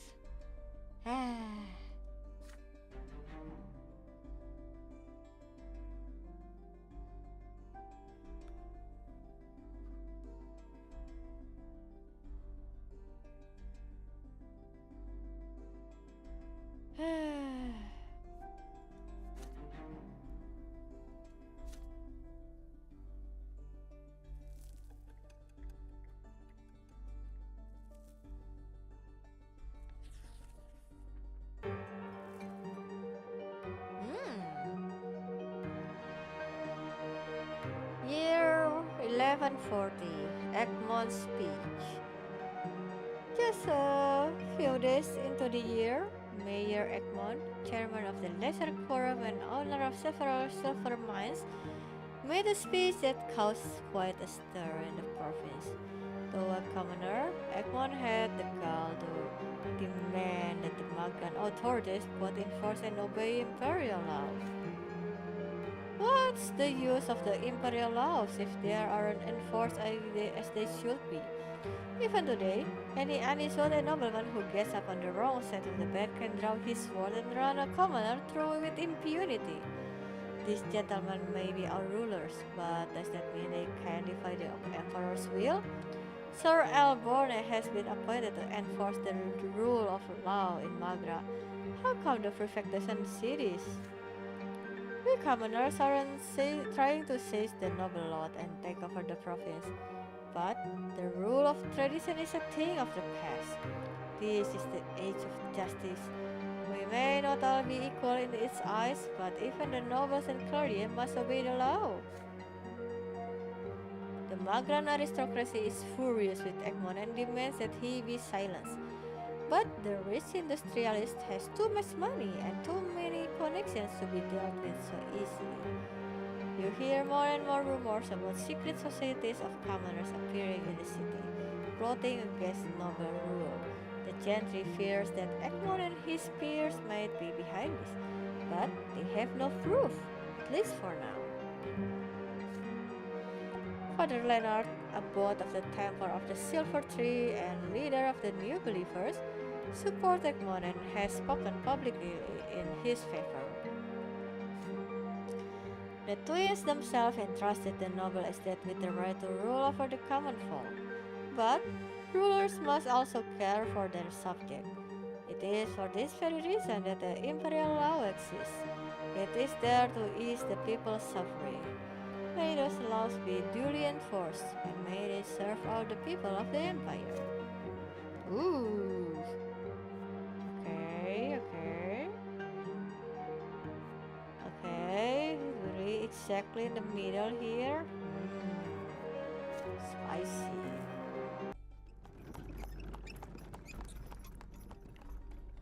Okay, where are we going? Da, da, da, da, da, da, da.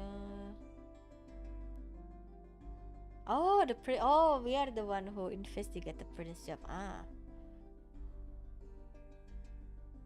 I see.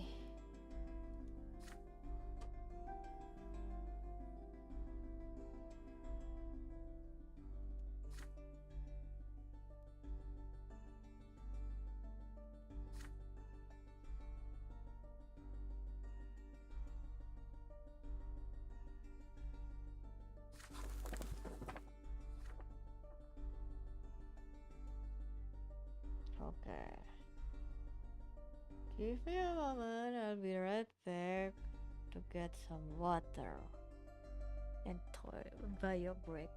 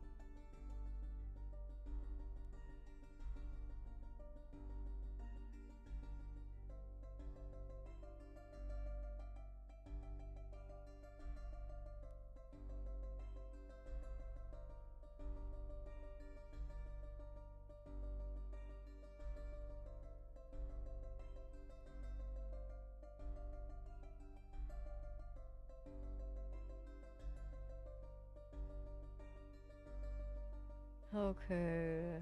Let's look back to this. What is this? The print? The print shop. Print. Da, da, da. Well, I live in the area of the printing shop.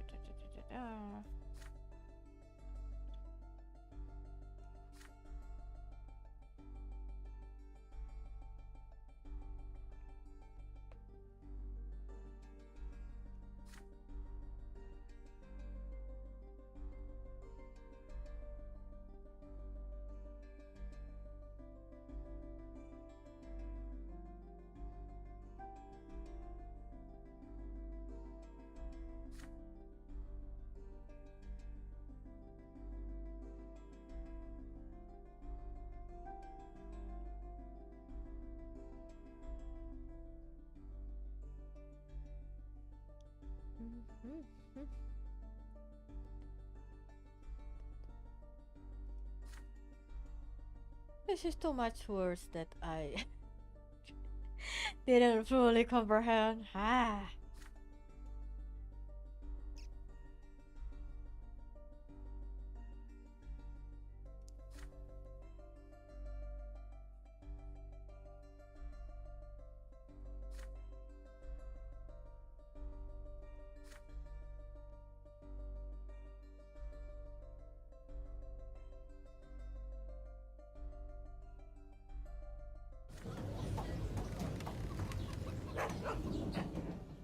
We need a narrator from Slay the Princess. Oh yeah, he is so good.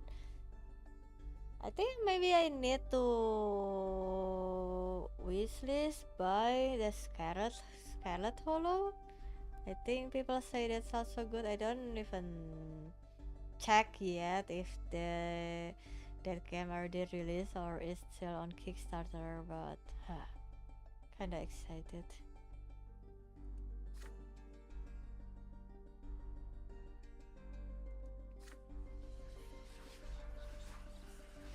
Hmm.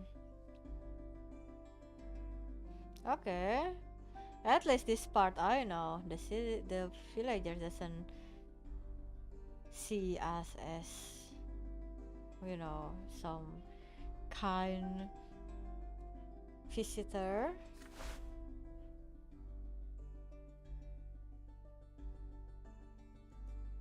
Oh, it's funny to see you here, Father Leonard.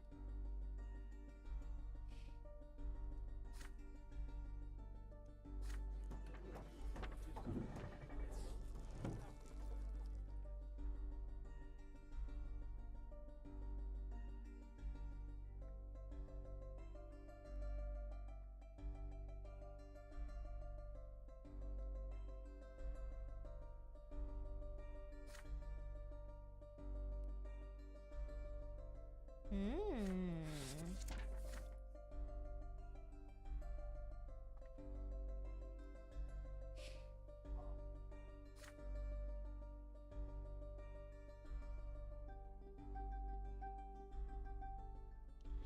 This is what we call progressive, which is being a source of problem for the traditionalists, the old way. Ah, interesting to see the analogy from real life here.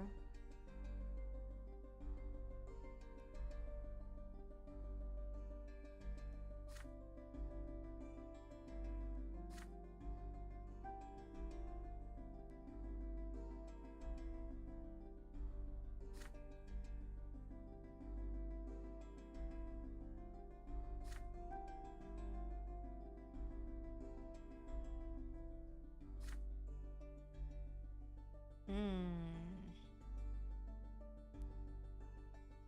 Hmm.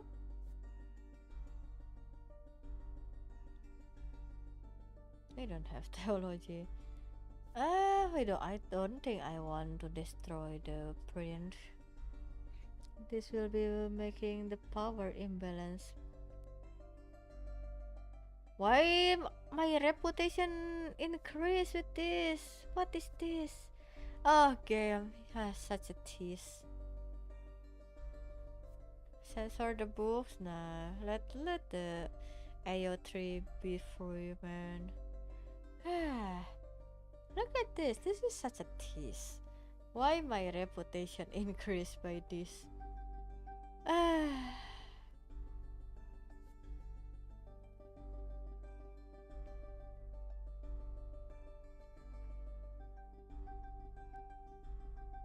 Oh, Jen, -1 from this. Wow, okay, I see. But you are not here to stop me, aren't you, Jen?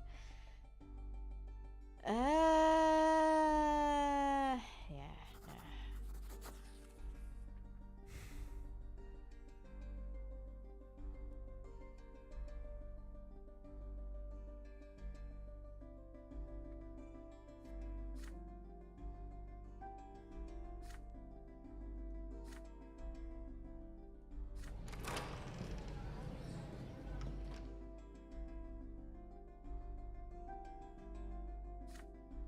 Hmm. These people are delusional. Yeah. I thought you understood that.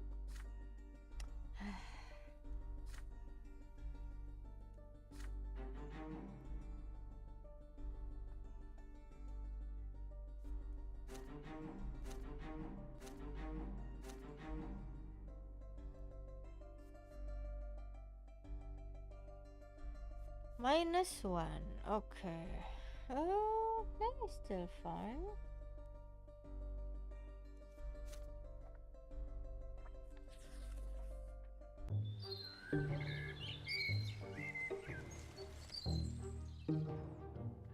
You see, Coffee? The path of the race is already dying. when we when we take our oath as a priest, it's already dying. It's over. Sadly. Oh, what's this? Brothers in misery. Your home has been much more peaceful for the last year. The fights between Stefan and Gloria are not as fierce now, but how long will this last? Your job takes up all your time. You see your parents and siblings and less often. Sometimes you don't even know what they are doing while you deal with the constant stream of duties. It our place to spam Gloria. On the War of Empire, it was so noisy, but I don't know, man. The sound design of that game is so nice. I think all the sound effect is so easy to listen, even for hours on end, right? The BGM, especially, I can literally AFK and listen to it for maybe 10 hours straight and I won't even bother. So good, so good. Maybe this is my nostalgia talking. Blah.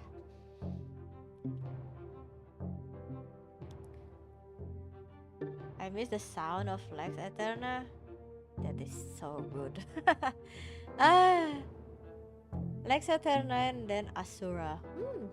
Ah, best combi. This morning you head out on urgent business. You take one step out of the gate and run into an uniformed and gendarme. Brante, your presence is requested at the prefecture dungeon. Dungeon? We have dungeon?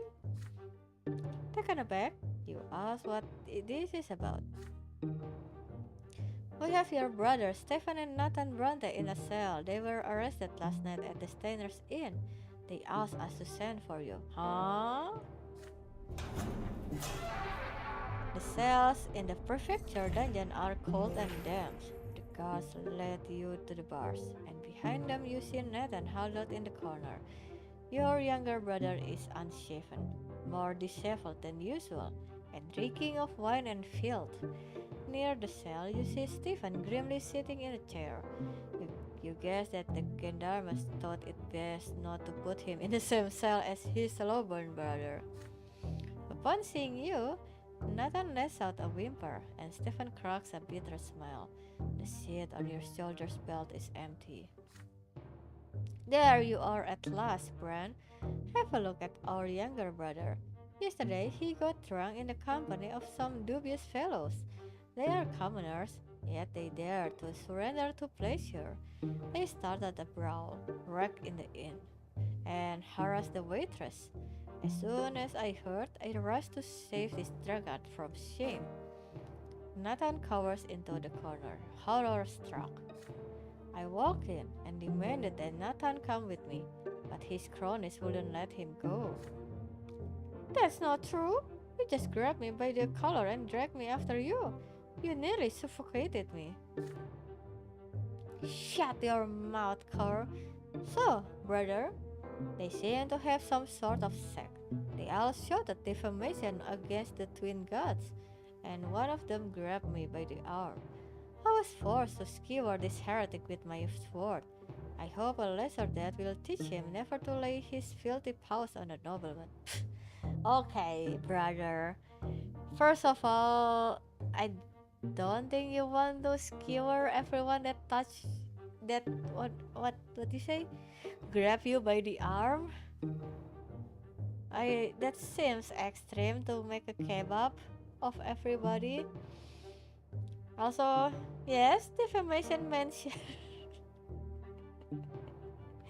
I need to know the first time the term defamation being used.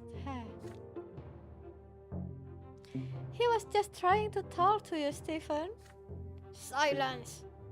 Then the gendarmes barged in, and here we are. I have been accused of an unlawful murder. Apparently, the new laws allow killing of commoner only if he attacks first or wields a weapon. They say that in the event of an insult, I'm supposed to file a complaint with the prefecture. So now they are going to seize my sword for a whole year. What a shame! And it's all your fault, Nathan. Oh no. Stefan gives the bars a furious kick. Nathan covers his face with his hands in despair. Bran, brother, you are our only hope. Get me my sword back and get us out of here, and fast. We have to bury this sordid affair as deep as we can before anyone finds out. Save our family from shame. Okay, why I cannot choose all three of these? Look at this. Cat of the nobleman. Yeah, sure, we are not noblemen. We don't have...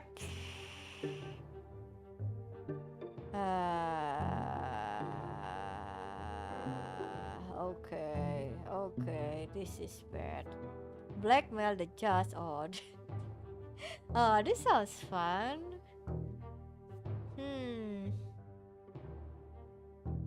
Oh no. Okay, this is bad. Okay, this is even worse. Holy.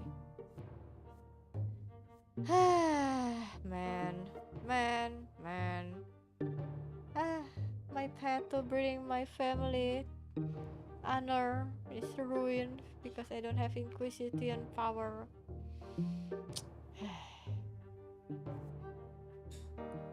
Oh boy. Okay. Oh boy. Reputation.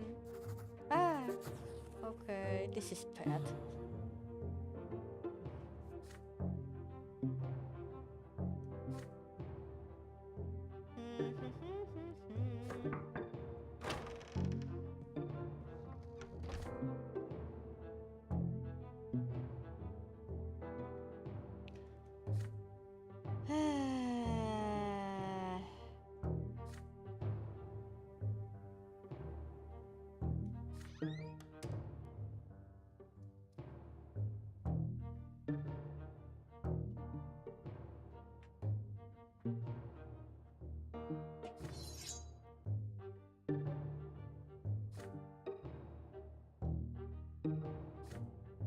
We will discuss it at home. Oh, this. Now that is the words of a grim one from a father.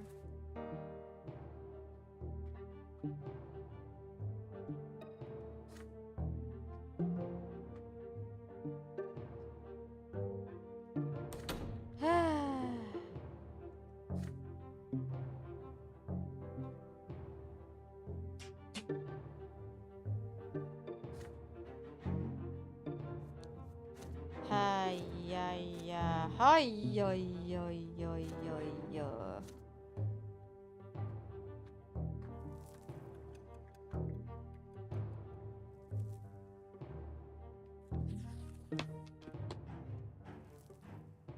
Ooh.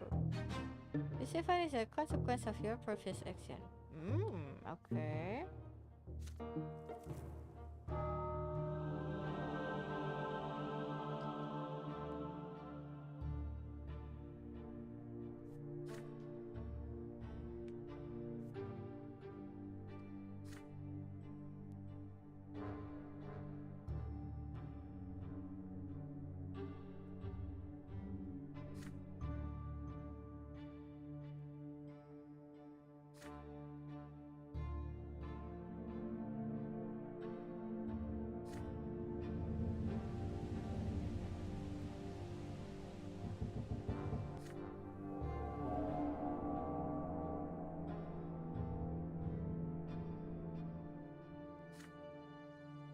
Oh?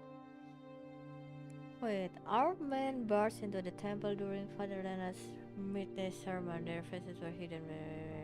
Oh no. Wow, okay. That's extreme.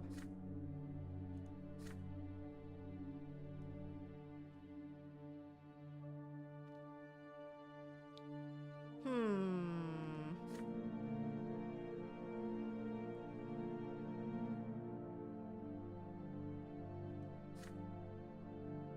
Hmm.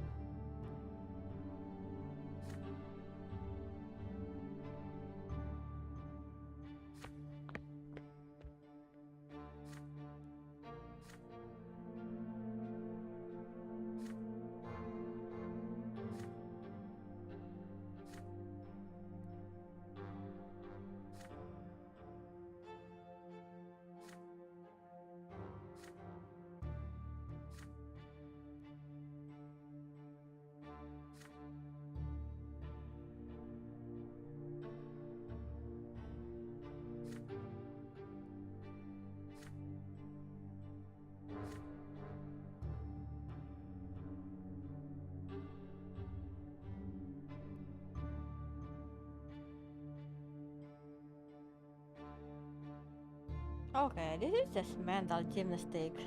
Like, if when you asking for of proof of something and then they talking back, is there any proof that he wasn't involved? Nah, yeah, this mental gymnastic right there. Something. The proof of yeah, the proof of burden is in the hand of the one who accused it.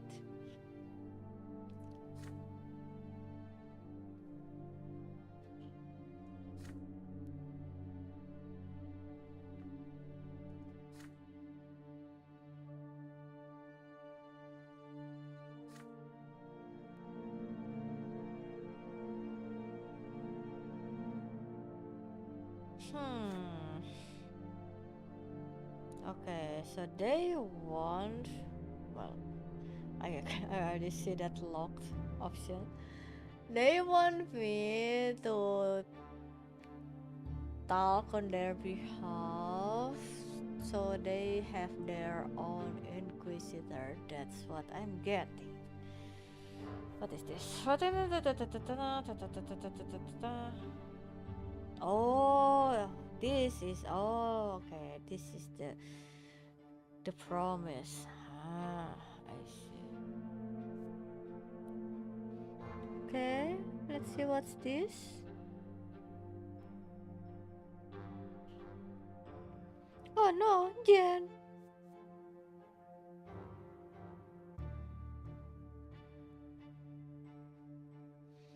Let's see. Let's see.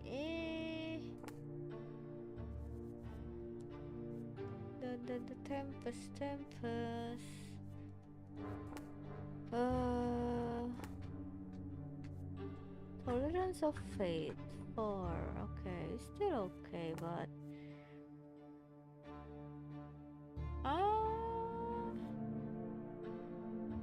this is much more fun. But okay, what tolerance of the new fate? Zealous, exact, vigilant, justice, against the. Okay, yeah, this is the result. Yeah, okay. But let's see. Okay. Uh, yeah. Okay. Hmm.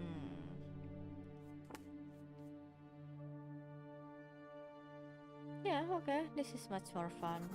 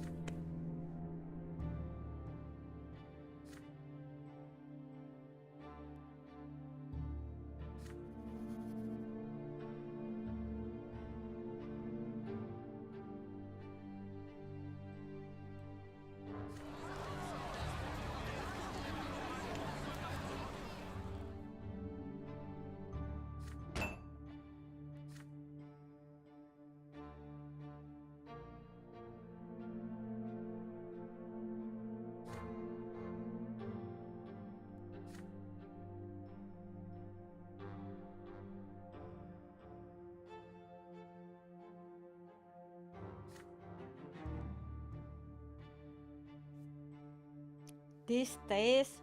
Damn. Okay, I see.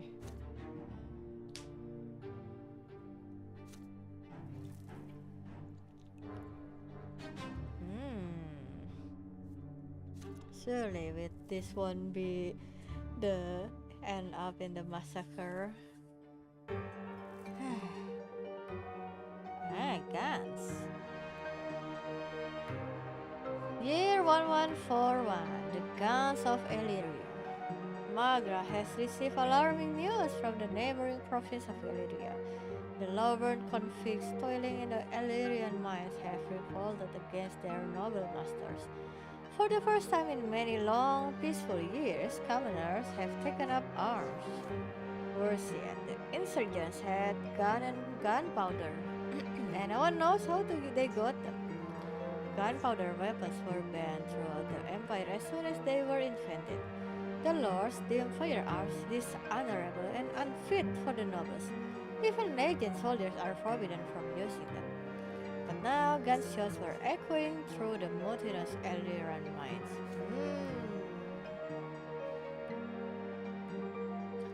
Okay, let me read the rest.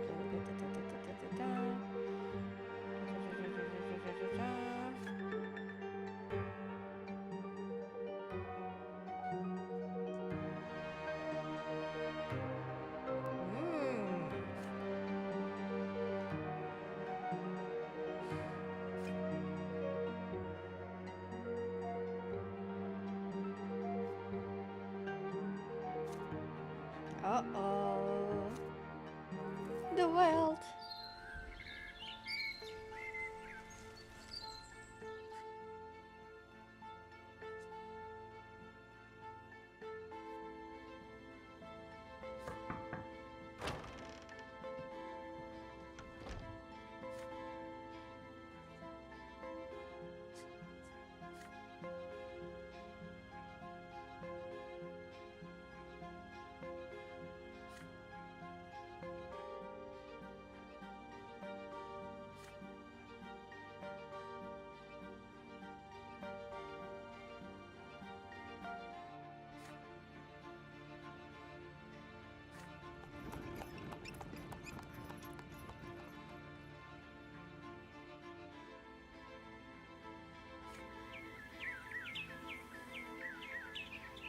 This is so reeks of jealousy, right? And you see other, like literally the case of the grass is greener on the other side and you are jealous and make a report. This is funny.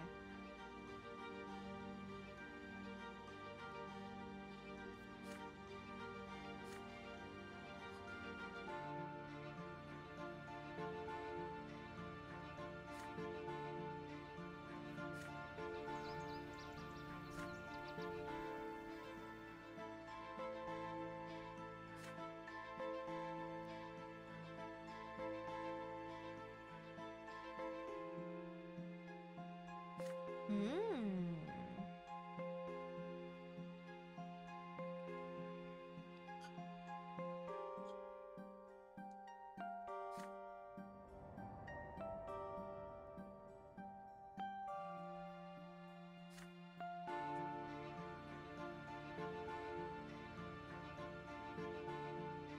Hmm.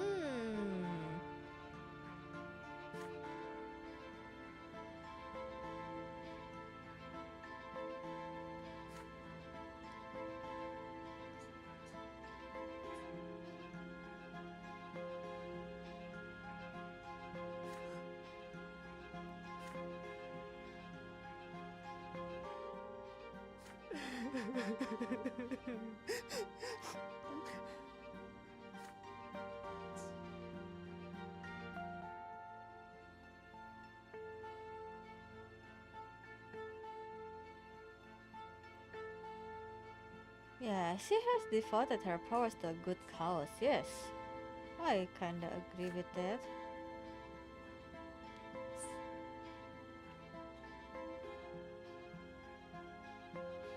Also, yeah, this Cassius guy is sus. Hmm. Ting tong, ting tong. Really? I cannot choose anything? Ah. Ah. Ah. Look at this. Oh, I cannot even save any more woman. We have no risk. Oh, this is so sad. Also, look at that. Look at this wealth +2. Wow.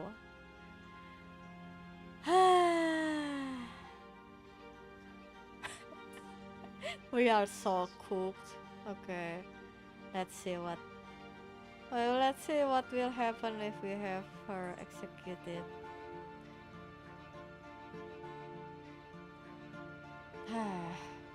The wealth.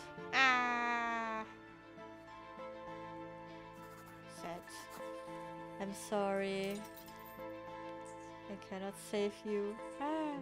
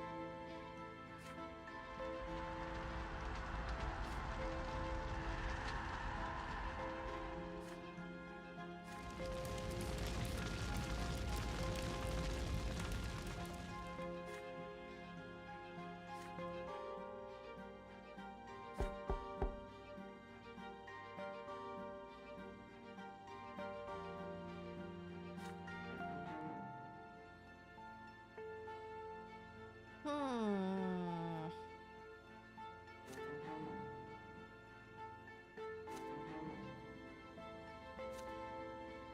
Concern.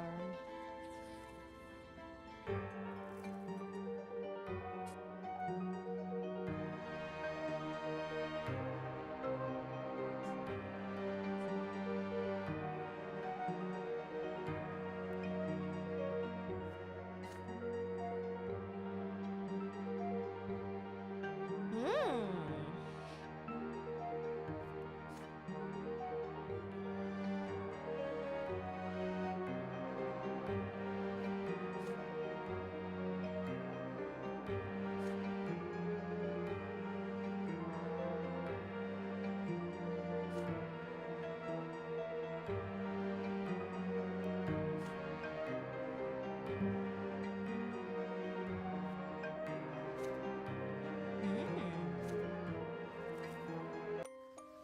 Struggling of power.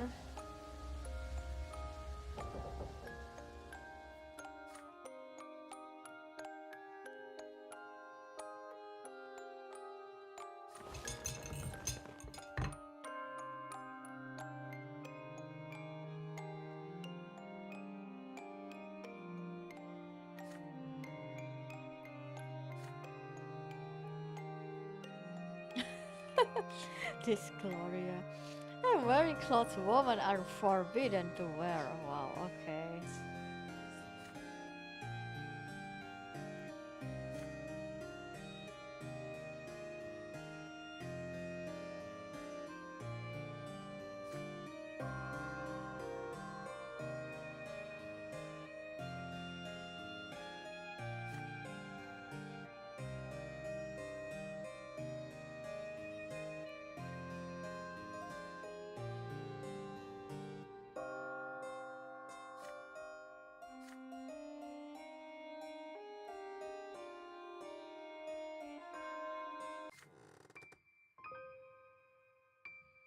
Mmm. Harpsichord. Oh, that's nice.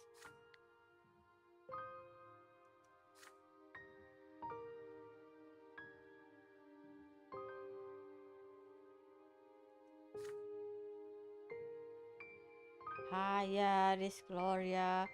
Why you need to say things like that?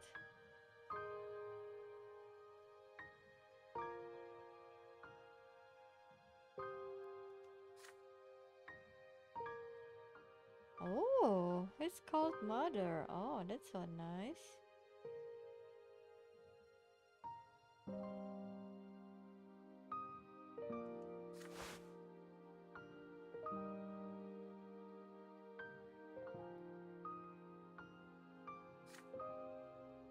May the twin gods bless you, Lydia.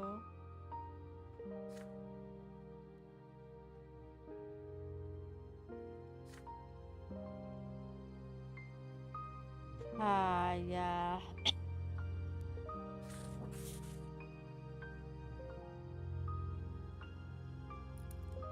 Hmm. Wait, let's see.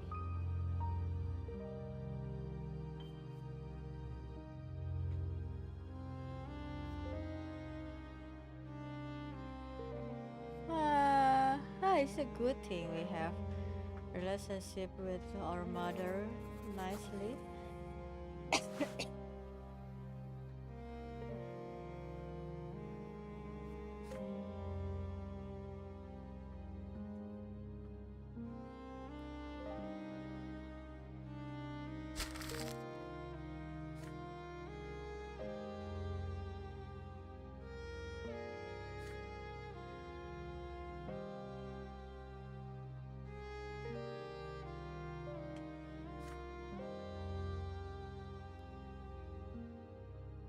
I mean, her anger also justified, truly so, right?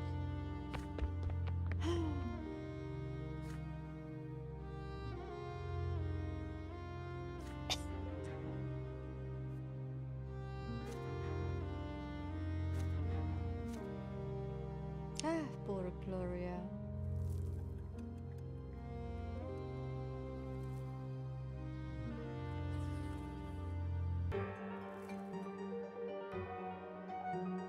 The Emperor's heirs in danger. Oh no! Oh, no!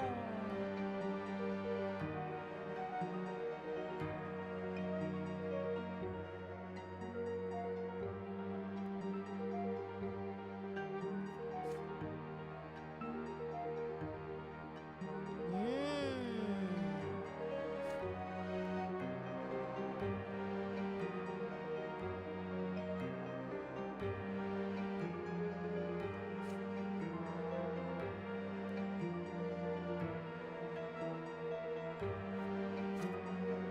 Hmm. Misery and devastation. Oh no.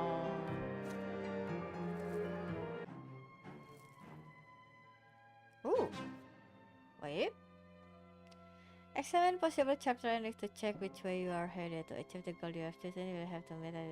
Oh my goodness. Okay. Okay. Okay.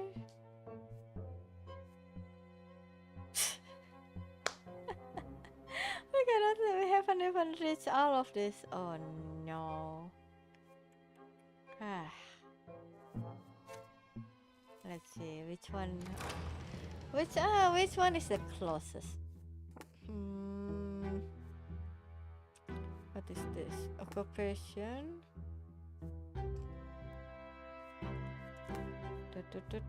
Tolerance of fate 10. We don't. We don't need it. We don't want this. We don't want this. Okay, we only need 7 to 9 tolerance of fate.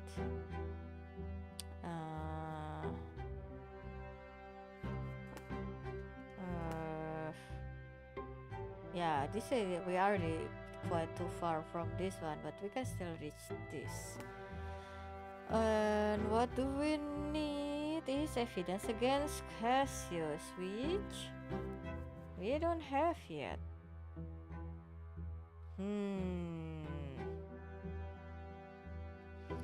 Gather evidence.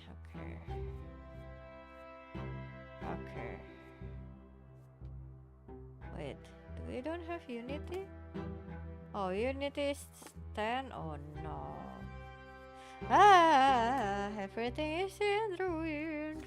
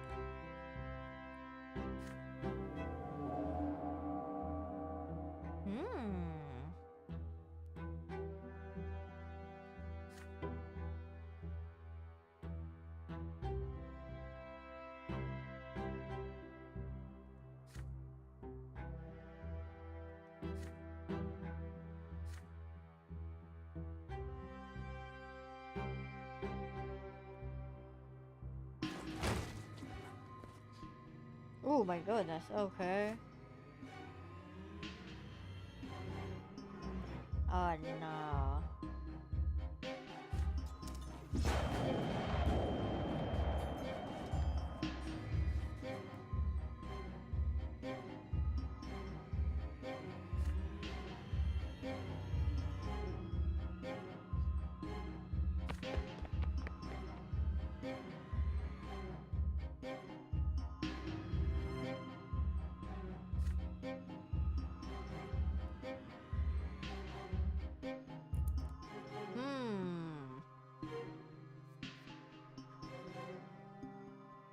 Jealous?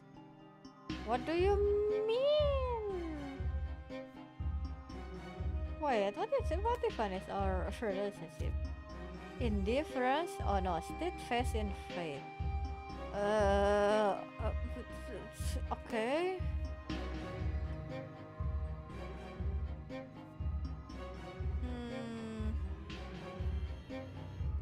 This is so funny that we can only heal Jen if she is jealous with us. What? How? Why? Okay.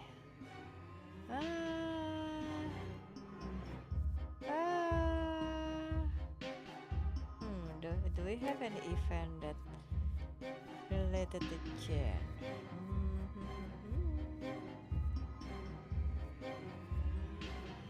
I don't think so.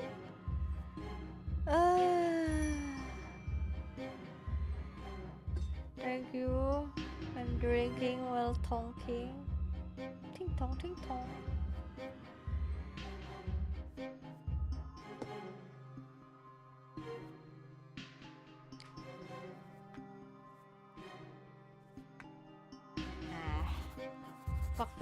wish.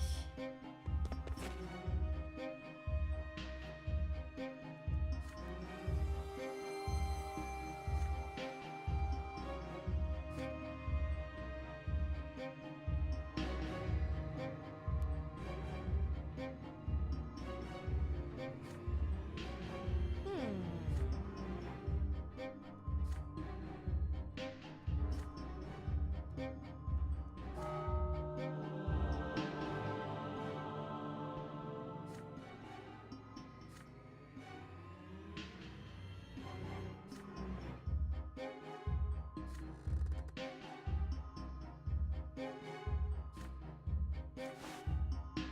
You put your hand on hers. It feels warm, hot, and rough. Her fingers squeeze your hand gingerly. You begin the first words of the prayer of gratitude, and Jen repeats after you. As you reach the middle of the prayer, you notice that you can no longer hear her voice. Jen is asleep. Oh, okay. We still have Reese, okay. We are not so far away from our Reese path in this world. Hmm.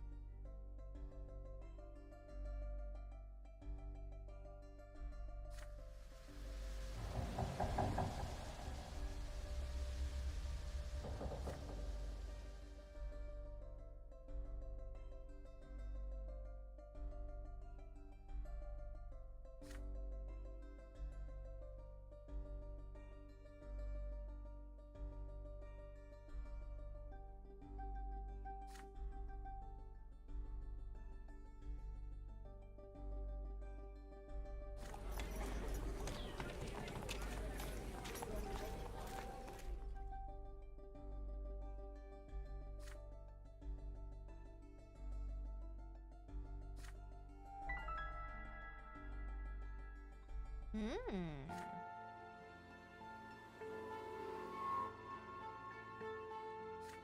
We see a vision.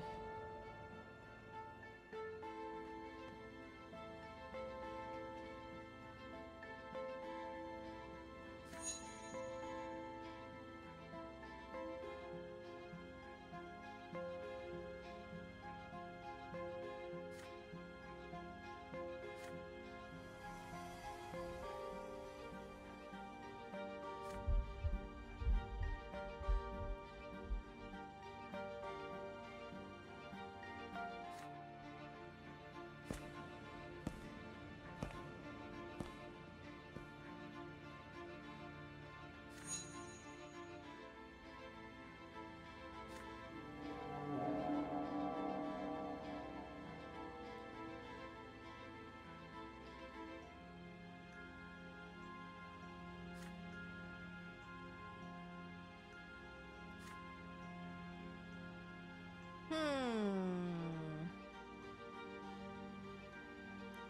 Oh my god. Are you for real right now?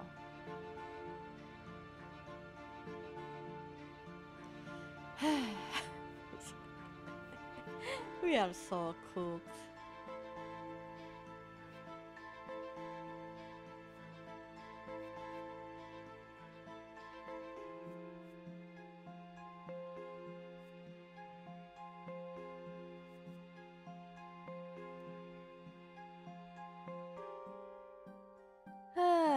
What do you mean reputation -1? Oh, this is we are done. This run is cooked.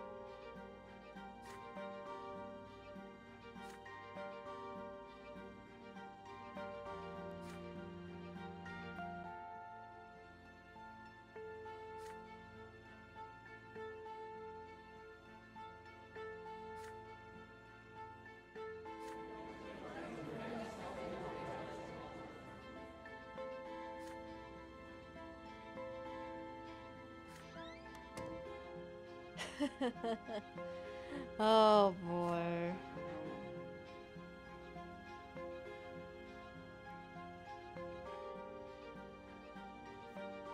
Oh boy. It's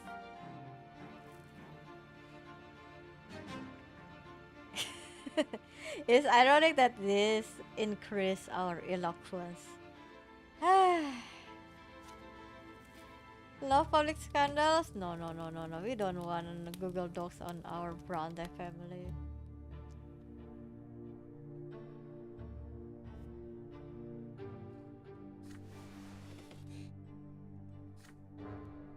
Oh, what's this? Bran, we need to have a talk about Gloria. She flatly refuses to behave as she ought to. Her antics are ruining our family's reputation. If this situation persists, nobility of the sword will be out of the question. Brother, I do not wish her ill, but we have no right to sit idly by. Regrettably, Gloria will never truly be a part of the Brante family. Her origins are too tarnished, so it is our duty to find her a new family.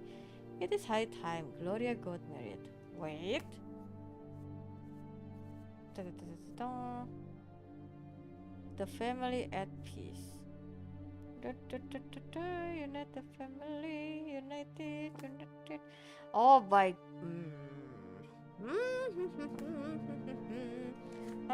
Whatever. We are cooked. But we can't just give our sister to a commoner, can we? And how could any noble wed her, knowing her origins? It's been a stumbling block for a long time, but I finally found a suitable match for her. Life. Life. His name is Jose El Pelletier. Oh, I know this one. The one that eyeing Gloria for a long time on the the party. He is a young nobleman of the sword, recently graduated from the college, and now he has a position at the city hall. Do you recall a reception several years ago where he couldn't take his eyes off Gloria? Pelletier has been obsessed with her ever since. Not even her lowly origins can deter him. Admittedly, Gloria does not reciprocate this affection just yet. So, let us convince Gloria that becoming Sir El Pelletier's bride is her chance to escape her current situation. And then, let us pray she comes to her senses and puts her rebellious ways behind her. Isn't this an ideal solution? After marrying El Pelletier, Gloria will be a noble woman herself. We'll be granting her the freedom she craved since she was a girl. And then she can write poetry and do whatever else takes her fancy. I will enter into negotiations with the El Pelletier family. Rumor has it Jose's father already has a future wife in mind for him, the daughter of an important Silencery official. But Jose's patience must win out in the end, don't you agree? As for you, Bran, please help me with Gloria. You are closest with her. You can make see how beneficial this match will be. She must fulfill her duty to the family that took her in. After all, okay, I don't like the reasoning there, but I do agree that maybe this is her chance to escape this suffering lot.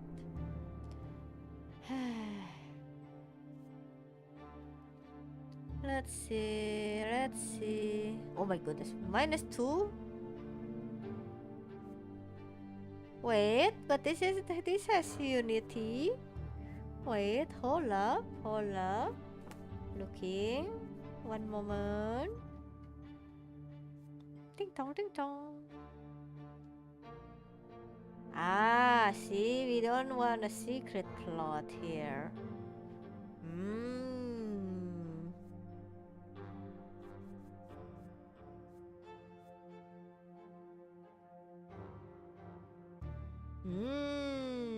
Okay, after this, we only need one more unity for our mother to recover. Okay, okay, sounds good. Da da da da da da da. Ooh. Pity. What a pity our grandfather, Sir Gregor, is no longer with us. He would make both you and Gloria see reason. Neither of you is capable of grasping what family and blood mean. So, I suppose I must bear this burden alone. Yeah, whatever, man. Hmm.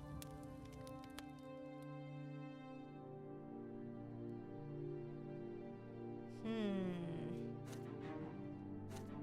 Ting tong, ting tong.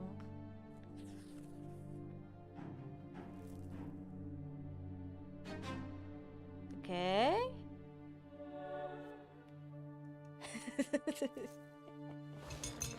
The blessing. You have so much willpower, I know. If only I have much willpower to, embrace the wilderness. Ah!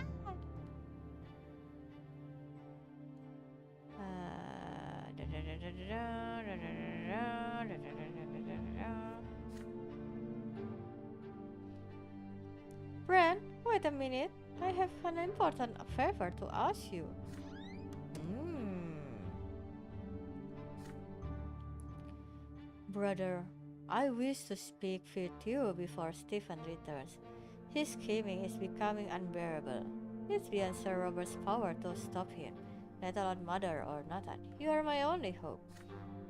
Hmm. Yes, it will end when Stephen finally gets rid of me. As far as he's concerned, I'm just a stumbling block and a stain on his father's good name. He lets me stay in the house only to avoid causing a scandal in high society. But as soon as the Brantes get his precious nobility of the sword, I'll be out on the street in the blink of an eye. Hmm.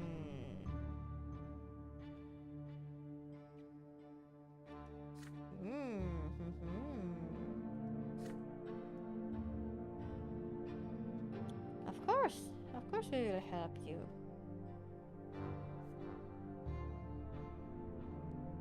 What the fuck is this? Okay, this game is too cruel. What do you mean if I refuse the unity will be increasing instead? What is this?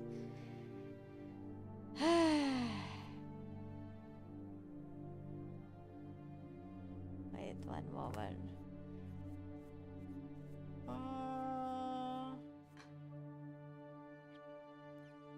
Okay, so I see. So the secret plot, the Stephen secret plot and the Gloria secret plot are two different things. That's very interesting. Hmm.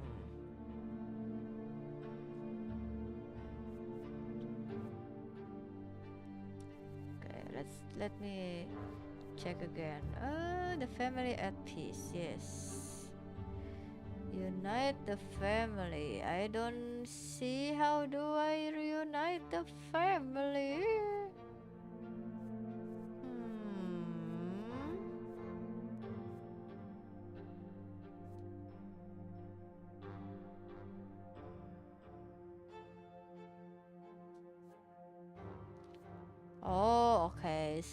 Robert adopts Gloria is either the family at peace or secret plot. Ah, the one that we need to choose right now. I see.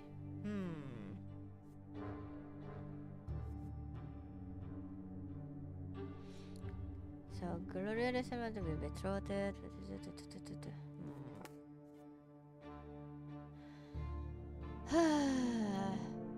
Wait, what do you want me to help again?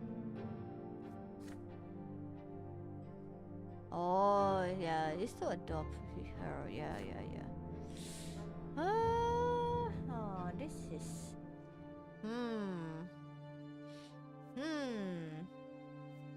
This is interesting. Let me consider this.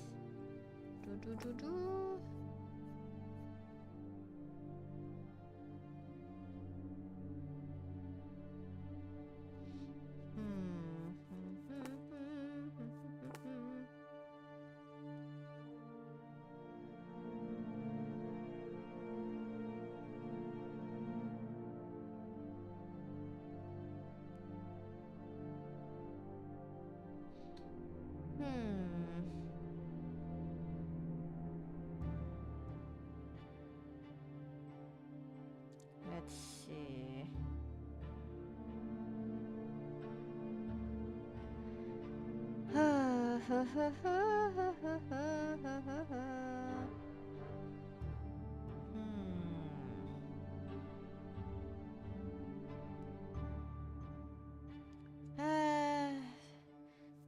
Surely, if we refuse,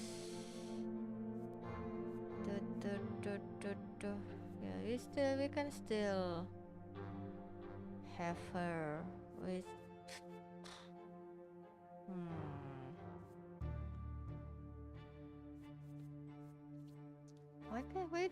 Why we don't have unite the family though? Let me look it up a bit.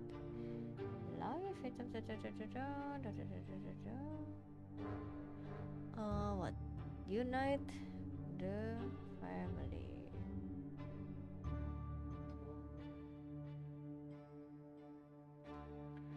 Blah blah blah blah.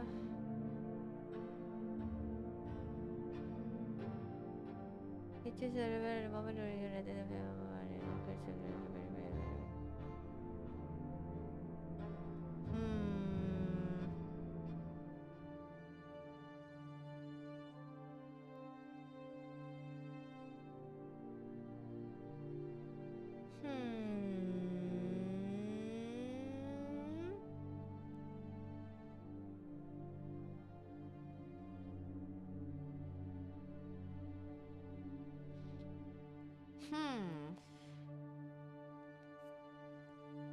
Ting tong, ting tong.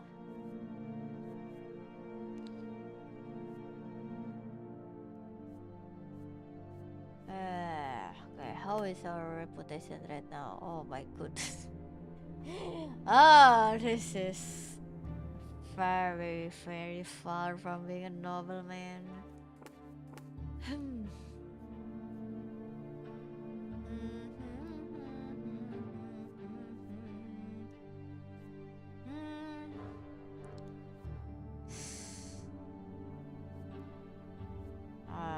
I think okay, based on what I see from our options, I think we either, become a nobleman, like this thing, the ennobled and favored.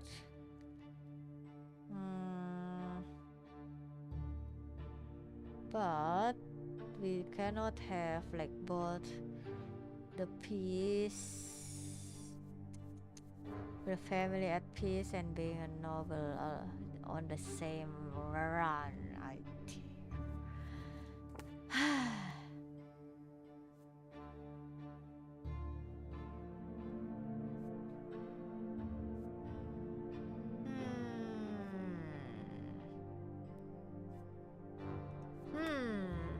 Well, it's not like I want redo my playthrough again, but hmm,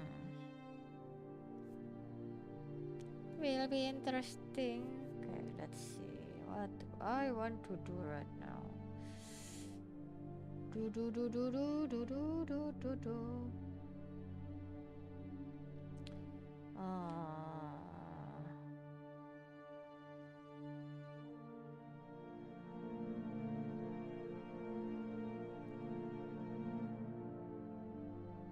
Hmm, hmm, hmm, hmm, hmm.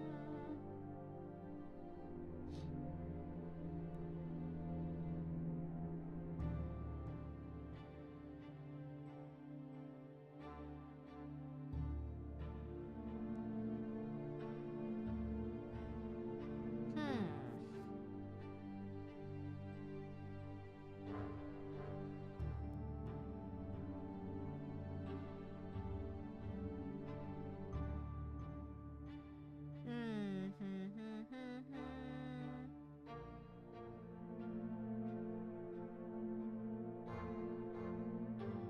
Hmm.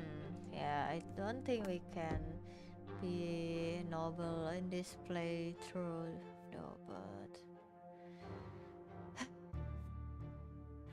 yeah, let's refuse her for now. Ah, this is so confusing.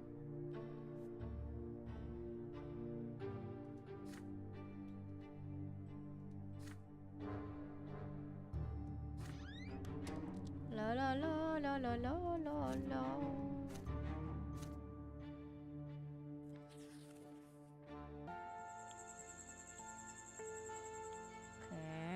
Okay.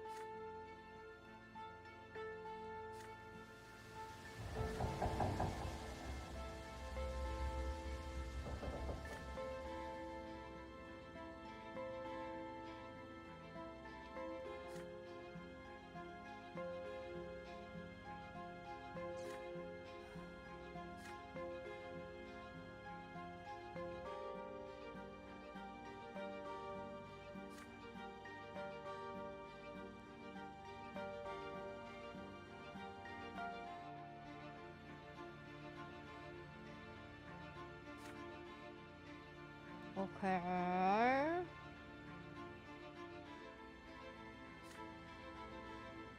Okay. What is it? What you every day spend with you is agony.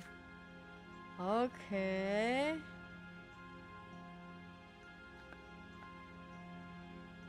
You are my sin, my torture, my love. I cannot hide from this. Oh boy.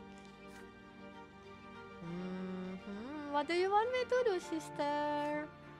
I am at loss. Hmm. Ooh. Okay, I will narrate this. You take a step closer to Jen. Your heart is beating so hard. It feels as though your ribs are about to break. Then, awkward, uncertain, but utterly sincere, a kiss.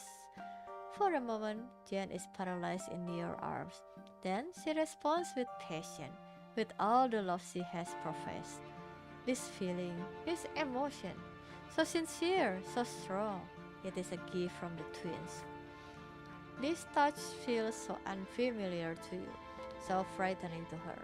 Your bodies have never known it before, bound and shackled by years of taboo. But right now, you are both guided by something more than attraction and lust. This is love, profound and absolute, that which only they may give. With a sense of awe, you remove the veil from her head. Her hair, it has been so long, you forgot what color it was. It is blonde, and it shines like a halo in the silver tree glow. Jen moves away from you. Her fingers caress your neck. You cover her palms and wrists with kisses and undo the buttons and belt on her clothing. The fallen leaves are soft, like the softest bed, as you lay her down. My brother, sister. As far as I know, when I'm narrating this, you are still in public area, in the holy area of the under the silver tree. I don't know if you want to do whatever you plan to do here. First, there is lots of ants. Second, Father Ulrich may be watching. And third, well, it's better to lay on the bed instead of a grass. Whatever. Something. Patient is patient. You cross a line you must not cross. But the power of the divine love is irresistible.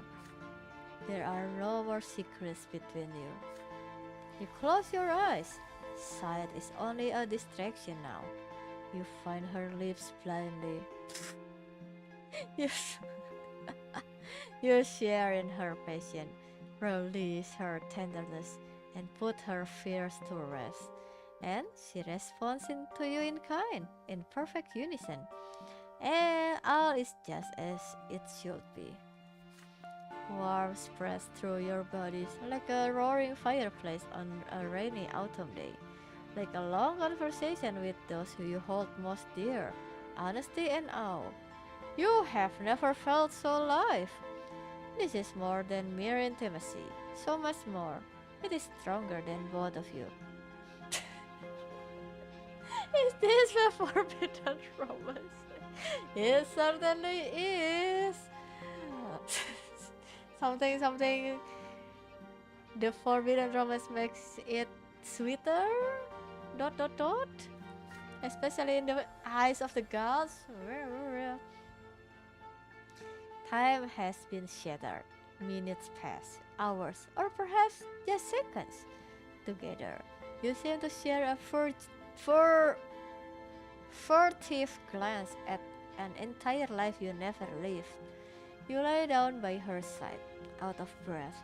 Jen nestles closer to you. Her fingers trace the contours of your chest as you stroke her hair.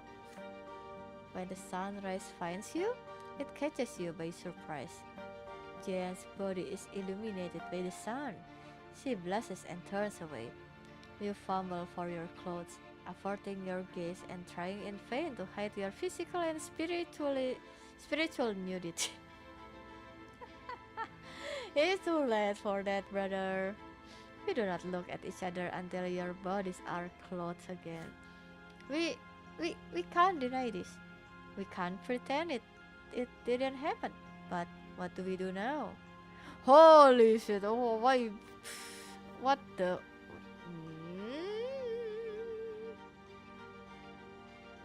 Really?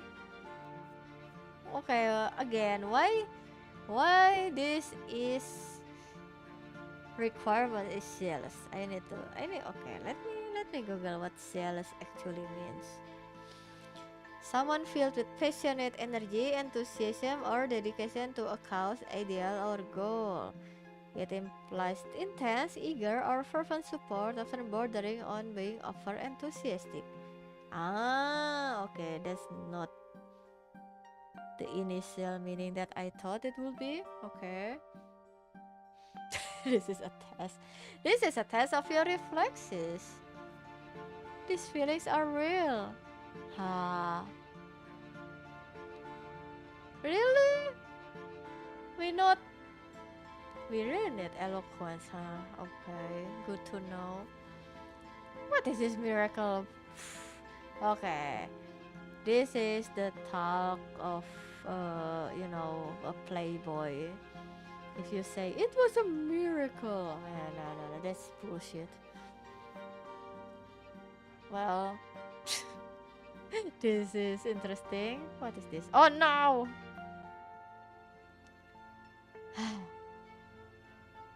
Such is the will of the twins. Goodbye, Jen. Nice knowing you even for just a night.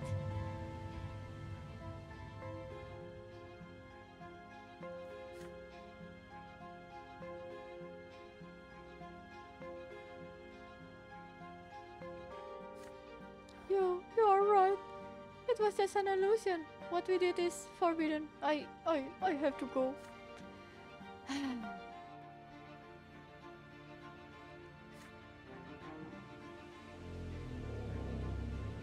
Ah. Ah. Ah. One summer night, something, something.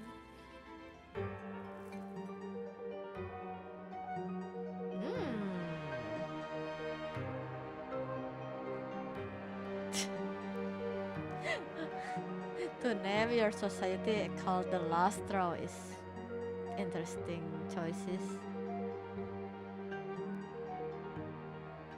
Oh, this is from Sofia. Okay, no wonder.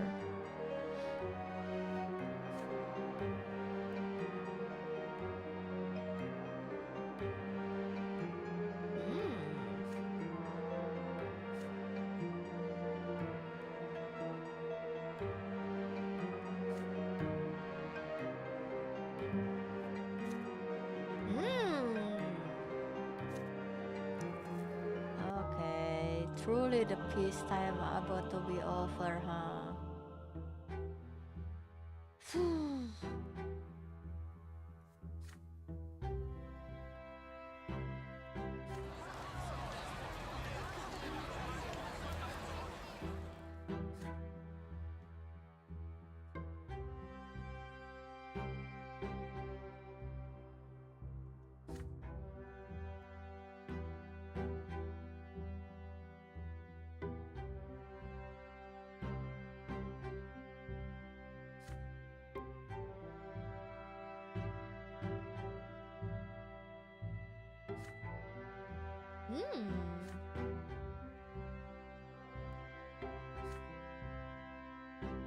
Oh, okay.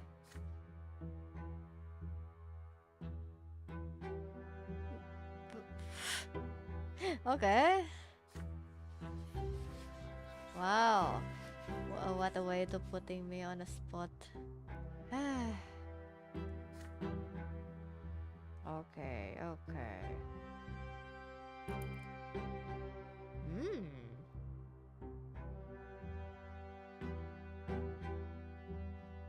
The patriarch extends his hands to you. Kissing it will be a public statement, but do you have a reason to challenge the patriarch? Okay.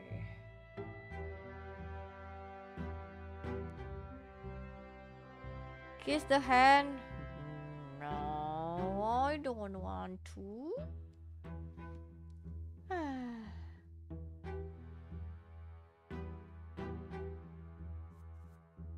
Holy shit, okay, let's see. -2, -2. Reputation. Tolerance of fate. Death? Oh. What do you mean I die if I refuse? Damn, okay, calm down now. Oh, we can accuse him if we have Father Oris as master. Damn, okay, I see.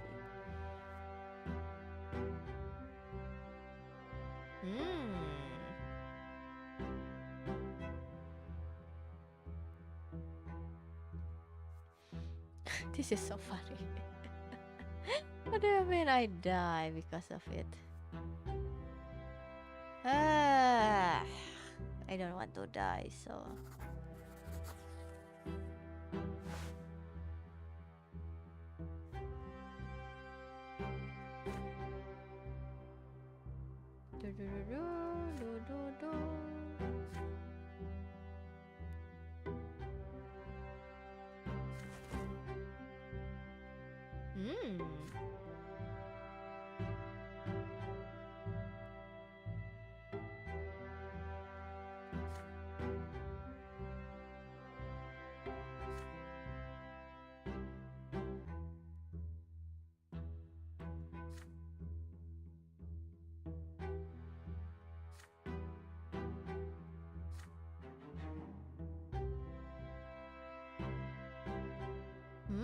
Okay.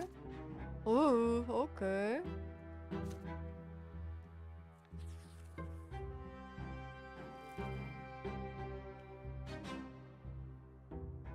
Oh, okay. Oh no. Okay.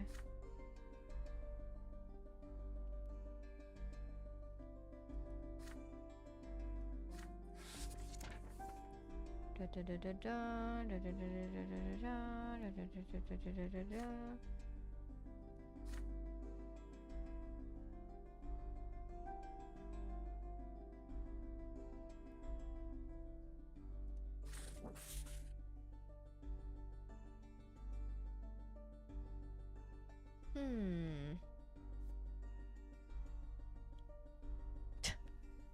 Okay, what the heck is this choice? Abducting a Catalina and Laperius? Ooh. I don't have enough eloquence!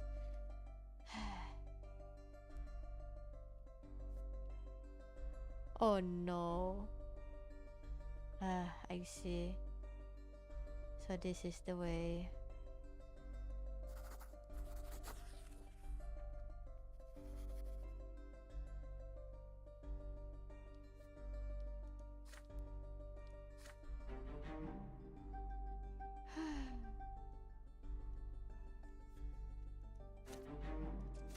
I'm sorry, Jen. The order is now too weak to make us face the tribunal. What can I do?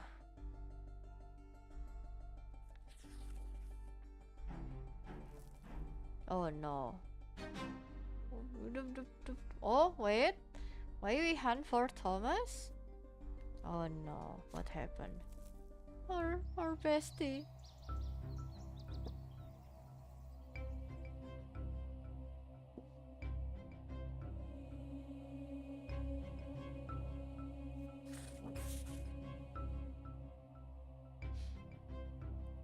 Okay.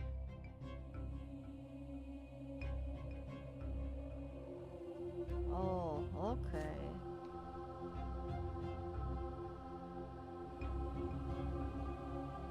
Hmm.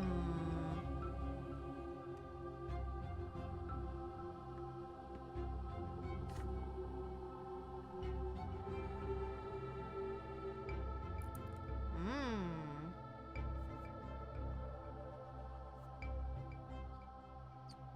Oh, I see.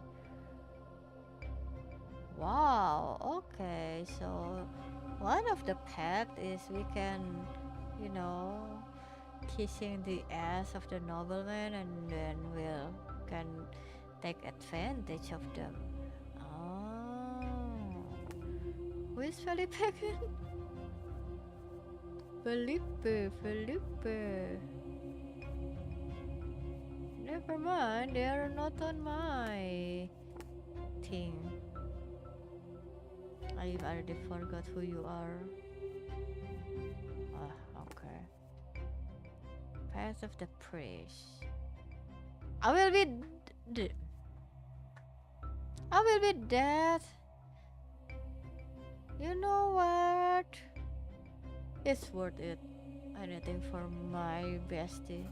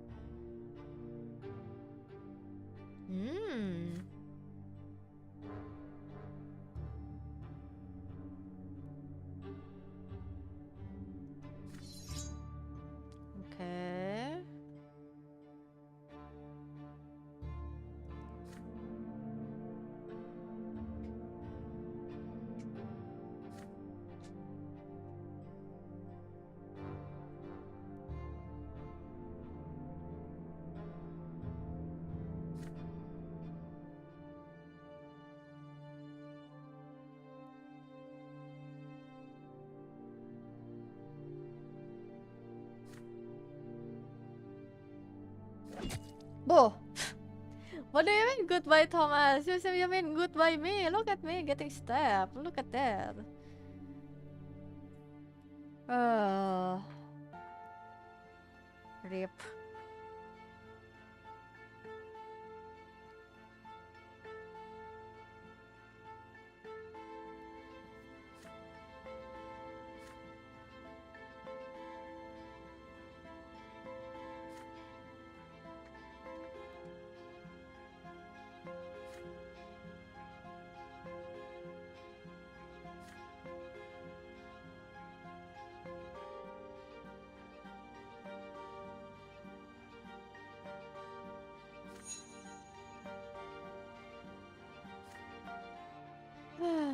Second death. Okay. Which manifestation of the law and will you live by?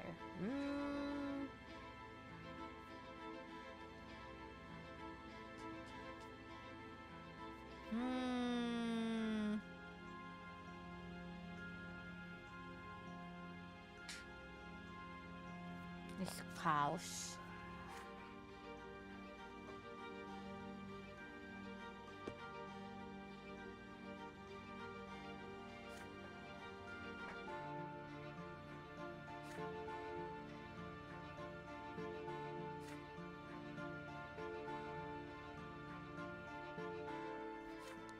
Back to the crib we go. Dot dot dot.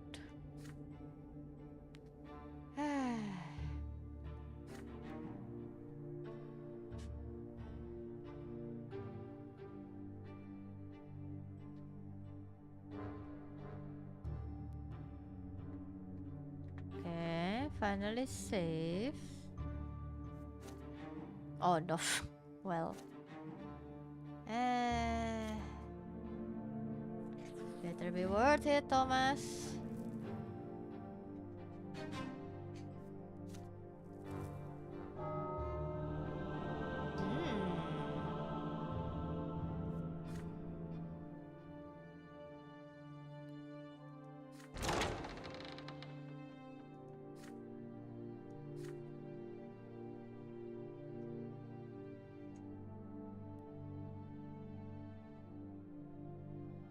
Ooh, okay.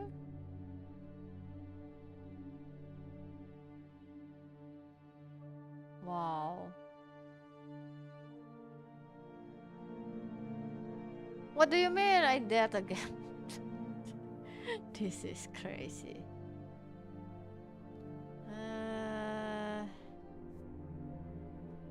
What do you mean minus? Oh. Ah. Well, well, well. Well, well, well, we are so cooked.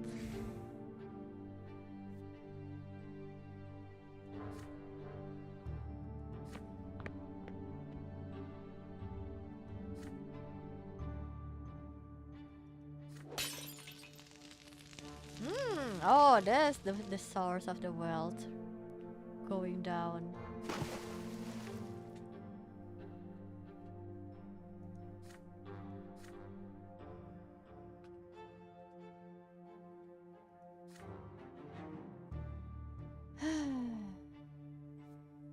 Oh boy. -1. Oh boy. This is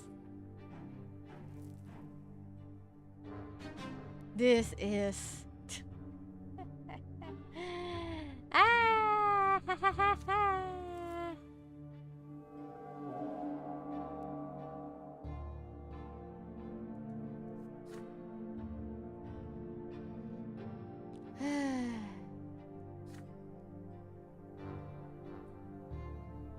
It's falling apart, I know.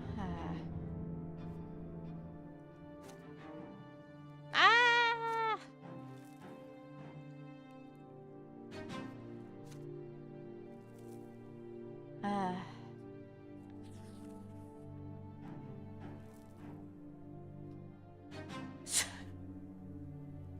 Stop reminding me of the consequences of my actions.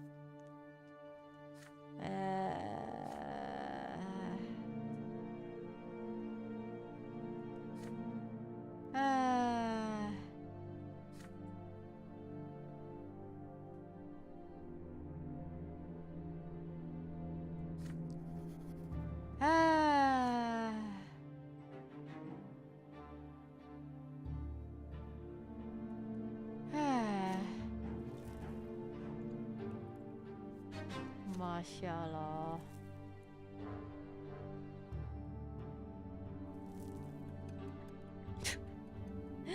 Ah!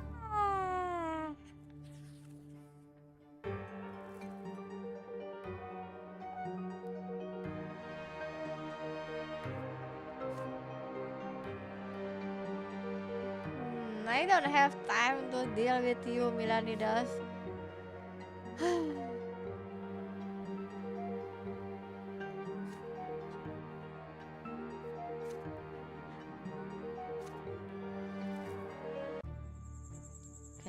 Okay, okay, okay, okay. I need to see something. Uh, okay, at least we still have chance on this. I guess. Maybe. We don't have. Yeah, obviously. Uh,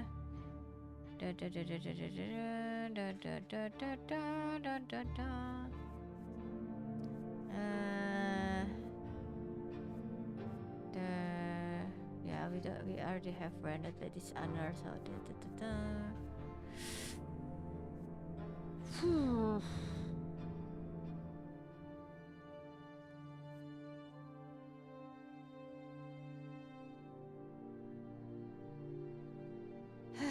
Okay, okay. Okay, okay, okay.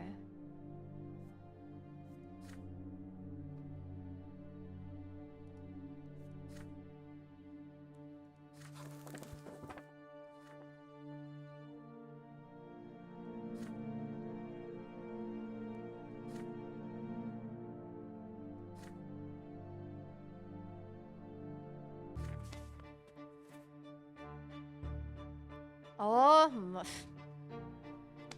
we are so cooked. This is too much. Whatever happened with our family, this is too much.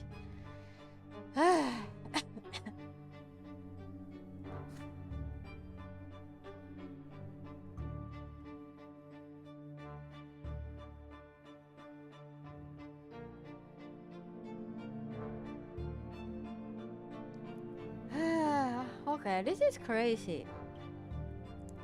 We found him on his knees in a puddle of his own filth. Oh my god.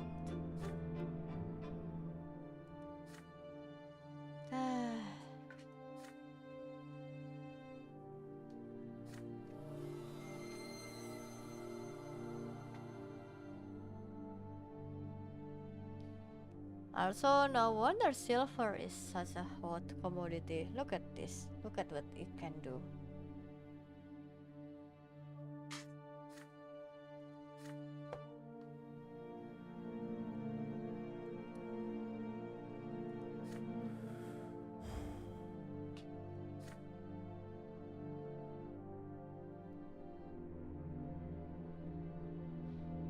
Wow, okay, little brother. I don't take care of you all this year just for you to be like this?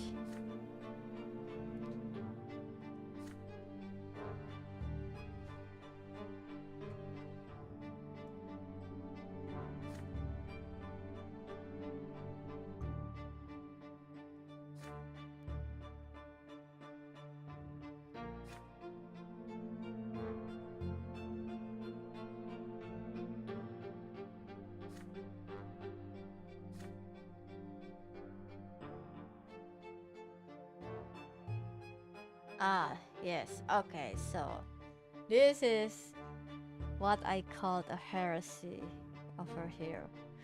Mark never told us to pray or perform rituals. He told us to do everything we could to forget that twins exist. We need to set ourselves free from their will to be who we really are. Yeah, I kinda agree. This is heresy. This is heresy.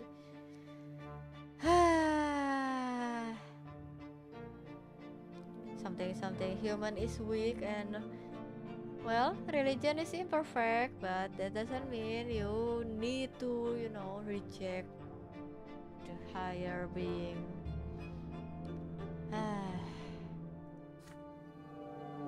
Yes, I cannot believe my eyes too, Sir Brante.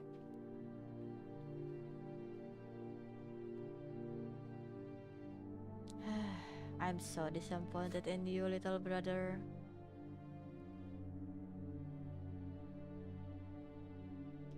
Oh, look at this. I've drunk so much wine. I've eaten all the food no commoner is ever supposed to taste. I've made love to so many women and men. I felt all the pleasures I could find. But I have never found peace. Yeah, you are cook, little brother.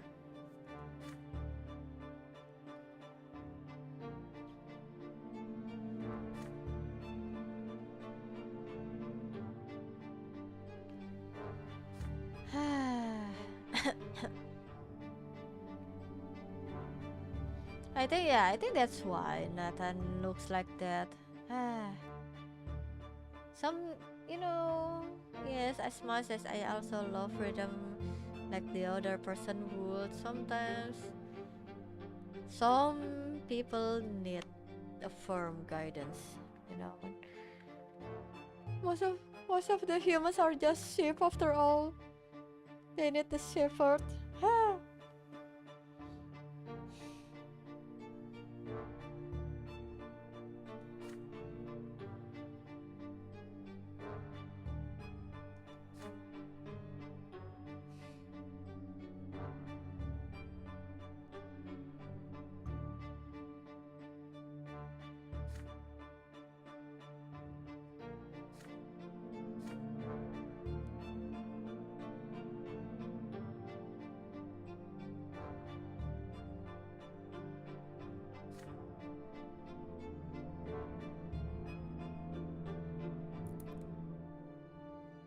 Hmm? Really? I lack one theology. Ah, I have headache right now. Okay, let's see. Okay.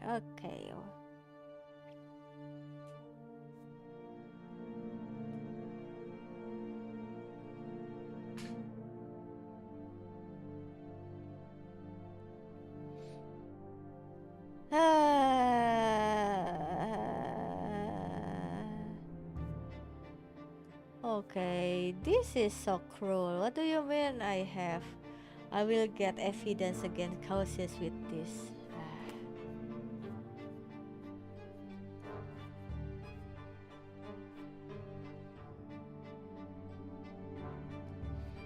Maybe. ah, maybe we are cooked. Even if we have the evidence, let's see. Well, I guess we can still drown her. Ah, ah.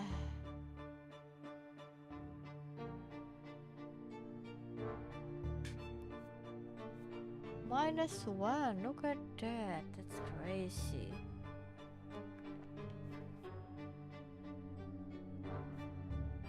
You know what? Yeah, our family is cook anyway. Hmm.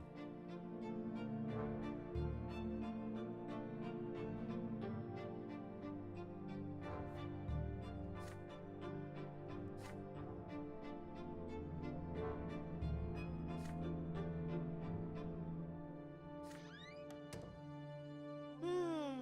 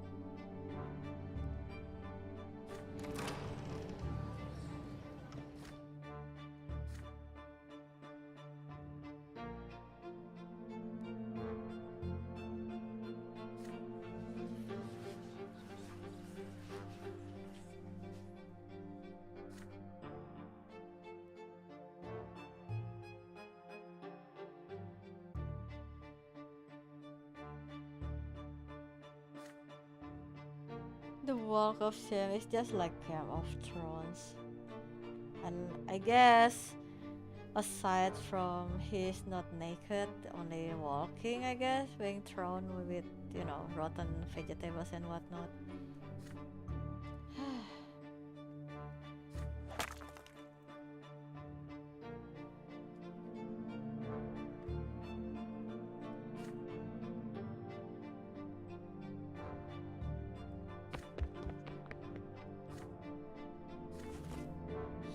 Oh no.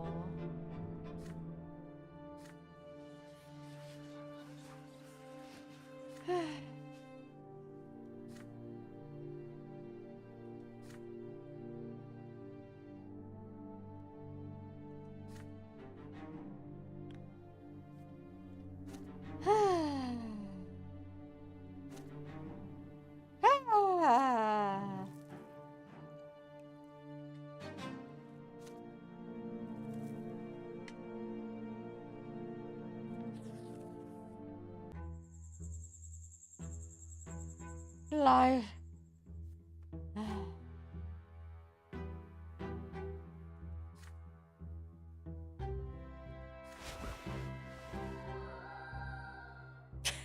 It's not about Gloria, it's about Nathan. Fucking Nathan. Ah.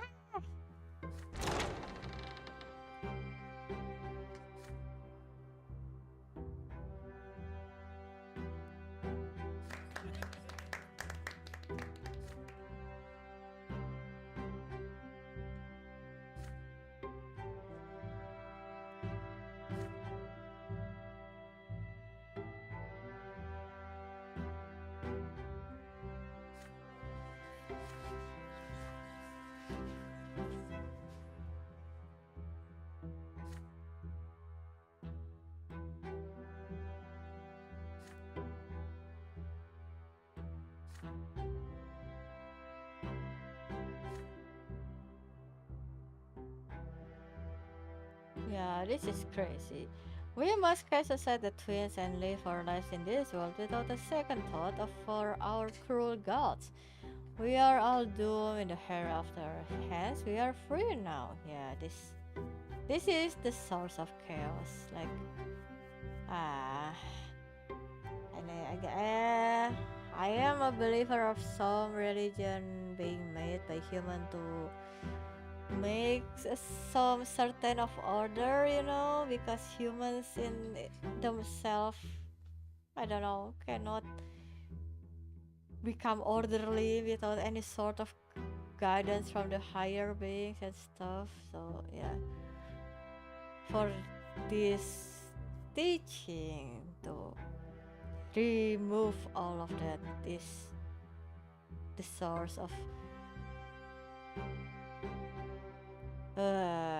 distraction of the pillars that holding, country or whatever. Talking.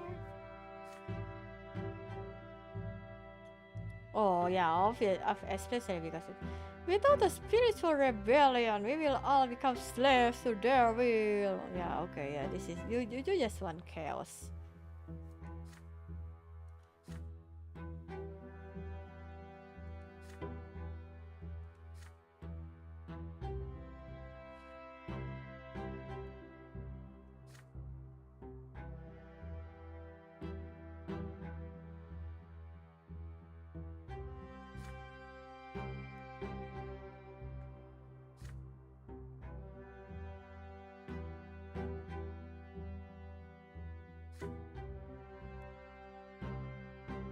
Hmm.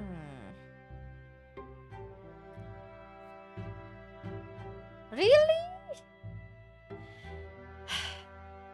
Alright, where's our eloquence?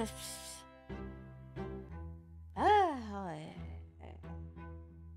this is. This is. Okay, why do we want to do that? Huh? Okay, let's see what's this. Wait. This is stupid. But this.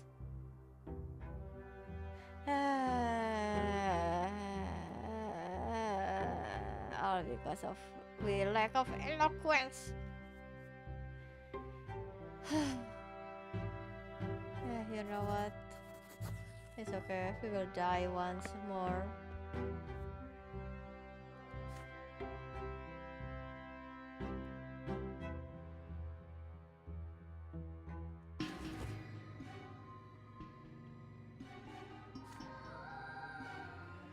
You don't want glory. Glory is not in this scene. Gloria for destroying times.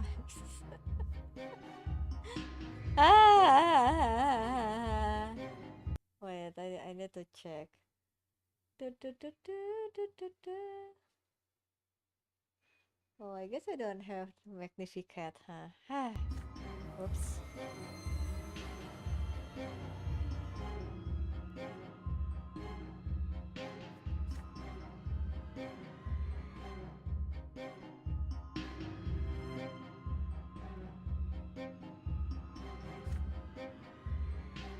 How many of these do we have? I this is a pretty nice trick.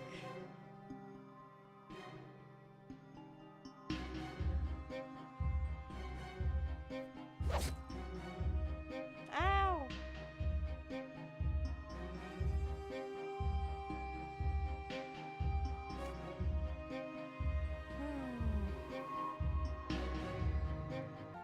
Ah.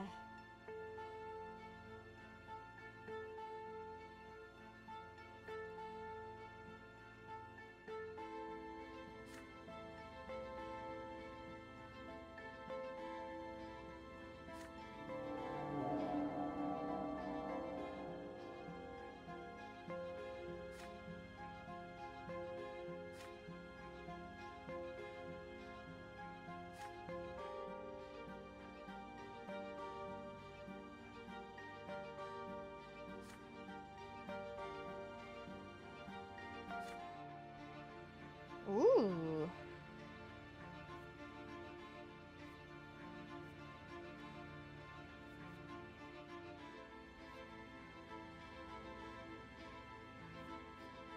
Hmm. Yeah, you know what? By the course of all of my options, maybe I choose my own will. This is the last one before through that. Yes. That is correct. This is our last life. Because we are not a cat, we don't have 9 lives.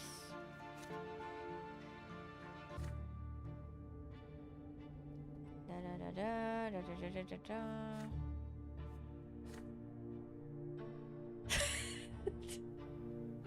Okay. Hold up, time out. I just I just woken up from my third death.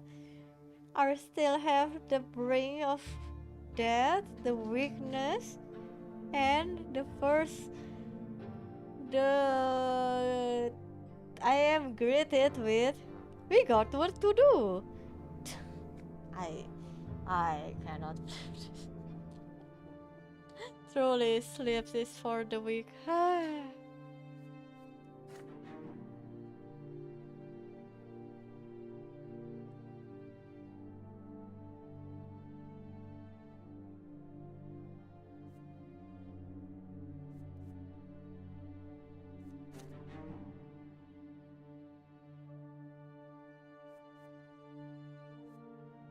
I know. Look at yeah. Imagine coming back to life and immediately having to go to work like nothing happened.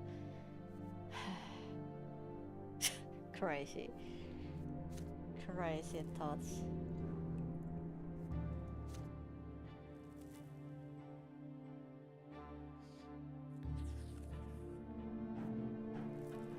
What now? Oh, okay.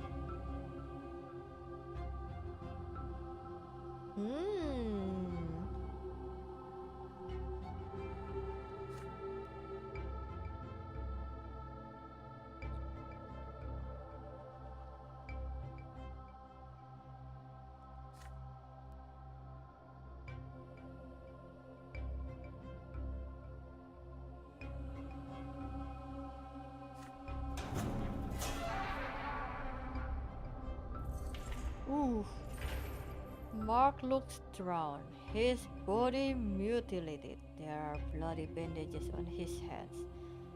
He's restrained so he cannot take his own life. Man, just give applause for Father Ulrich to give the worst of the torment system.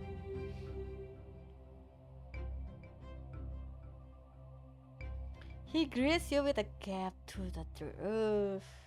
Man, I cannot begin. I don't want to even begin to imagine what happens here.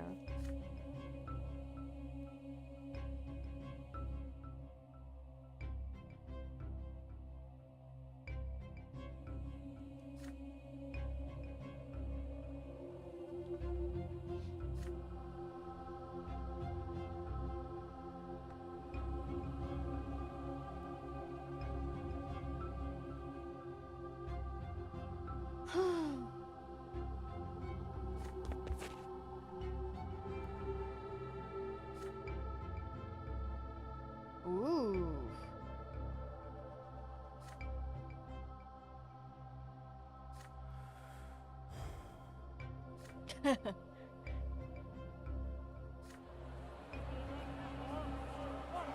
Okay, okay, calm down, Cassius.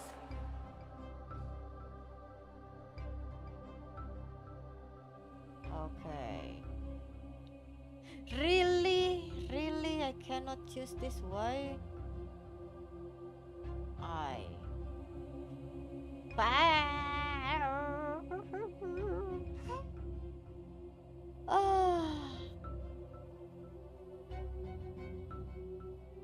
Ah. I got headache. Ah. Oh well, oh well, oh well, oh well, oh well. Hmm. Yeah, such is the way of life.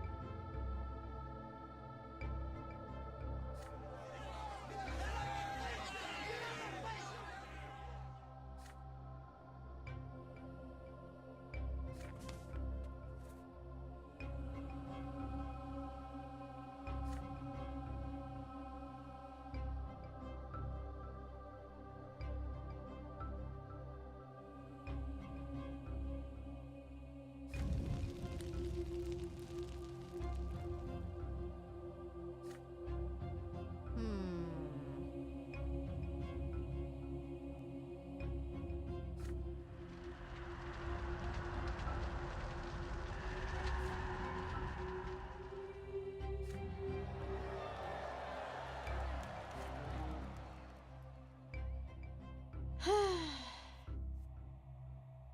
Rip Father Mark. Oh my goodness.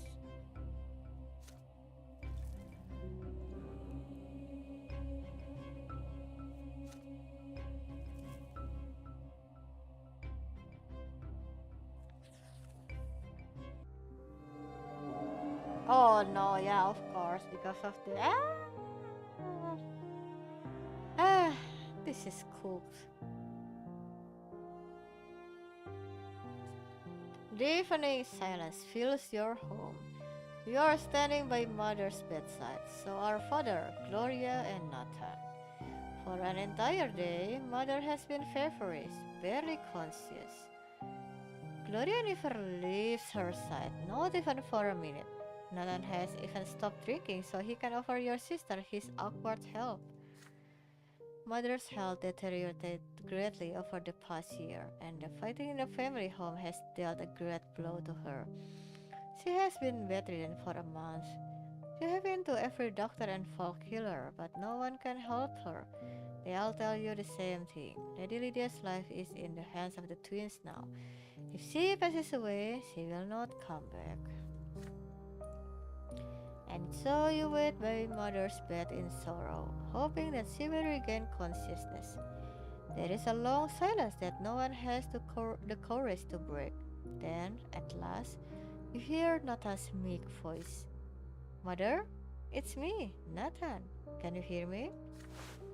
Mother suddenly rises on her elbows. She looks around, her eyes unseeing, beads of sweat forming on her pale forehead. My son, where are you? Nathan takes Mother by her thin, emaciated hand. She leans closer to look at him, struggling to recognize his face. Stephen, were you playing with your younger brothers in the garden? You must be all dirty. Come here. You may not be my son, but I care for you as though you were my own. Oh, what a nice happy family we have. A blessing from the twins. Ah, this is sad. Nathan is unsure what to do or say. Father strokes his wife's hair. His eyes are two orbs of searing, indescribable pain. Wait, I need to.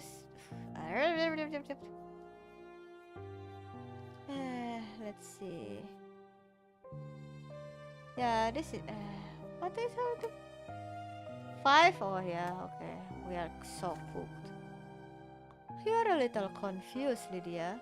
This is Nathan. And the children are all grown up now, remember?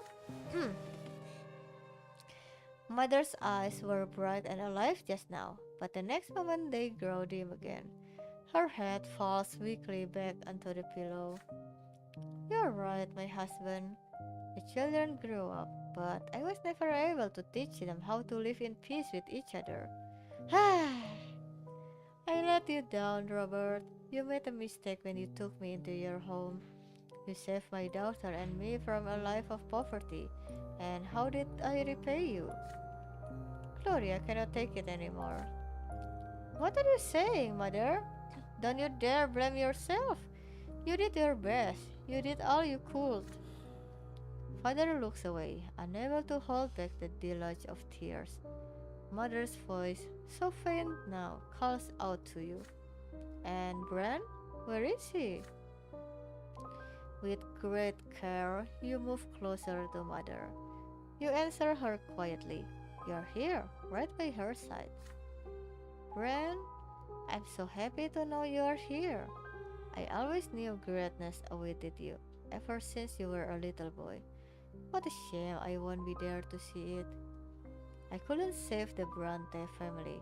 I will face my punishment at my final judgment. But don't worry, my dears. I am ready to stand before the twins. Lydia Brante's voice trails off. No longer a voice, just a final whispers of life. Will you accept your mother's death, or will you find a way to fight for her life?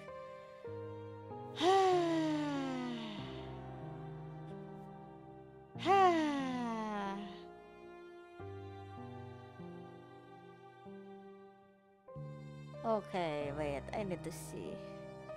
Blah, blah, blah, blah, blah, blah, blah. Renaissance, Gloria at home, Stefan Brante at home. That's so interesting condition. You know what?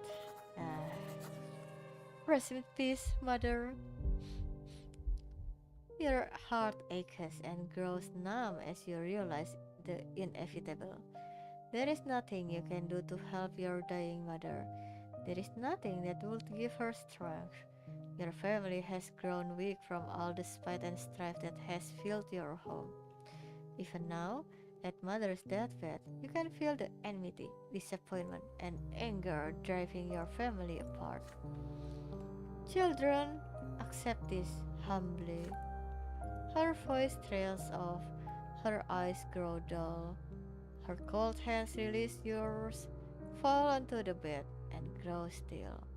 The last emotion on mother's face is a sadness born of exhaustion.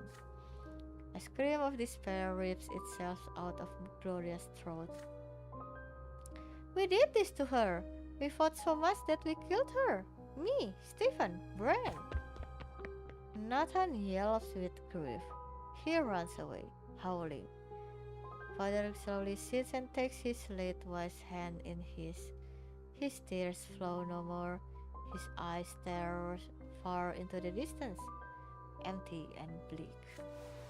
Lydia, you mourn her together, but alone. You leave the house to roam the garden, empty and numb. Mother has left this world for the peak of the pillar to face the twins' judgment. She spent all her life preparing for this journey, but now her mortal life has ended. She is no longer here. Never again will she gather her family at the table. Never again will she offer a world of solace in trying times. Never again will she greet you with her quiet, humble smile. You bury your face in your hands. Lydia Brante, your mother, has left this world. Wait, what is that? Feels peace. Wait, is it from Arcane? Ah, ah, ah, ah, what is this status?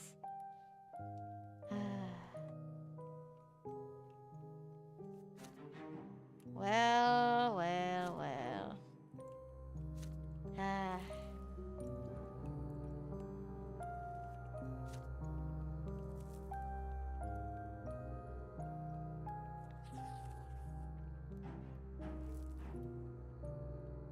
What the? The runaway brat. Okay. Okay. Okay? What? Da-da-da-da-da, da-da-da-da-da-da.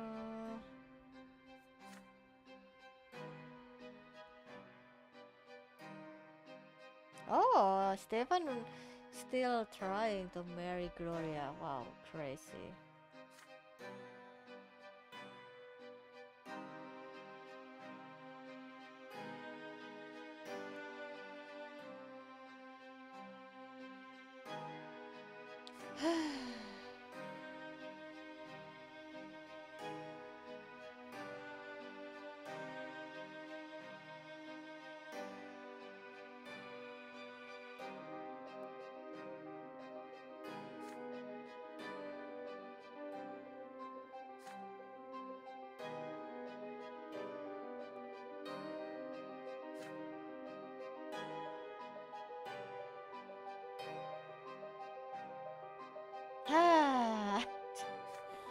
We are so cooked.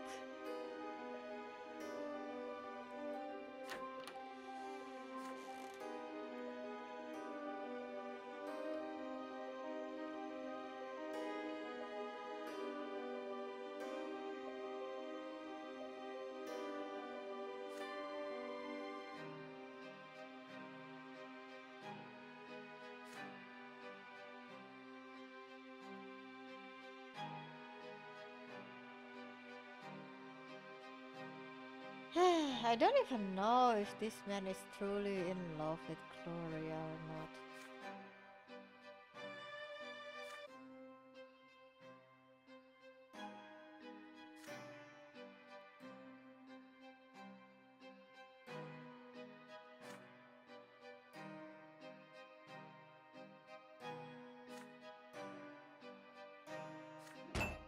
Oh, no?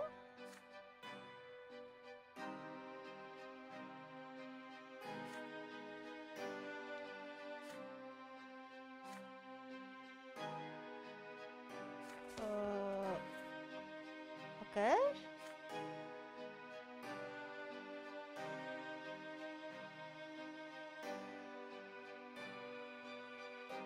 Well, well.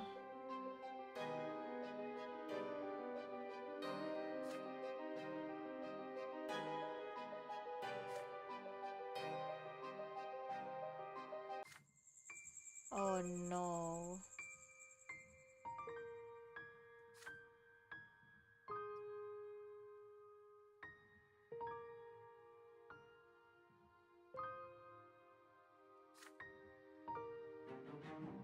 Ah.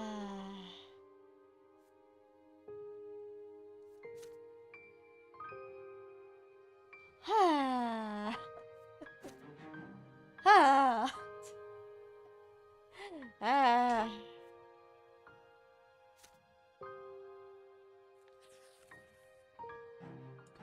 Oh my goodness.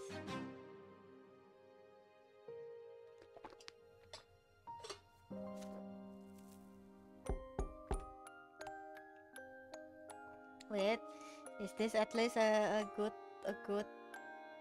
episode? A good news? Brante, it's been a while since I saw you last. I just got back to the city. I visited my love falls, then ran straight here. Autumn finally stopped hounding me. I'm sure hope that whole mess is over for good. Hmm. I'm in a hurry right now, buddy. So much to do, so little time. I'll explain. I just got back from Sulmina. There was this girl in the village, a shopkeeper named Mire. She gave me shelter, and I ended up falling head over heels in love with her. Hmm. My poor pa and ma, all their life that hope I'd marry a noble woman. I used to hope for that too when I was young, but now I know some things matter more than noble titles. Mira's about to be my wife. Hmm. Otto's left me alone, but Mira and I will still be better off far away from Anisote. I wasn't happy surfing in the legend anyway. I thought the nobleman's lot would set me free from suffering and do the same for my descendants, but it just ain't that simple. I was less free than ever. I'll be better off as a commoner again, earning my living by the sweat of my brow. A farmstead might not be an estate, but the high and mighty won't ever set their sights on me again. I'll live my life in peace, just like I wanted. I just got one last request for you, though, Ran. You've done so much for me, but I'd be honored if you would be a witness to my wedding vows before the twins. Of course, of course.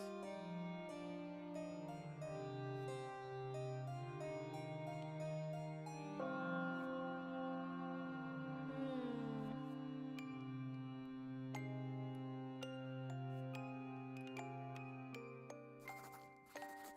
I will officiate your wedding, my friend.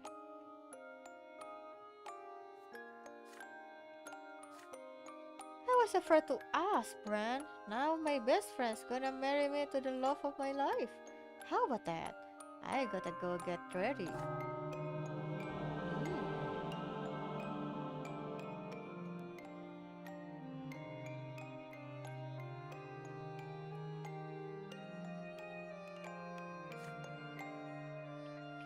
Mire, meet Father Bran Brante, my best friend ever since we were lads. He's gonna marry us before the twins. Ah, what a simple wedding ritual. Perfect. At least Thomas' life is good.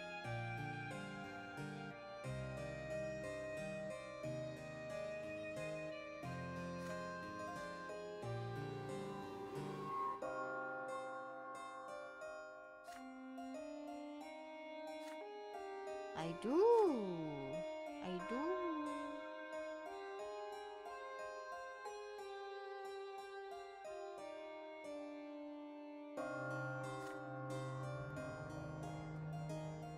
Mm.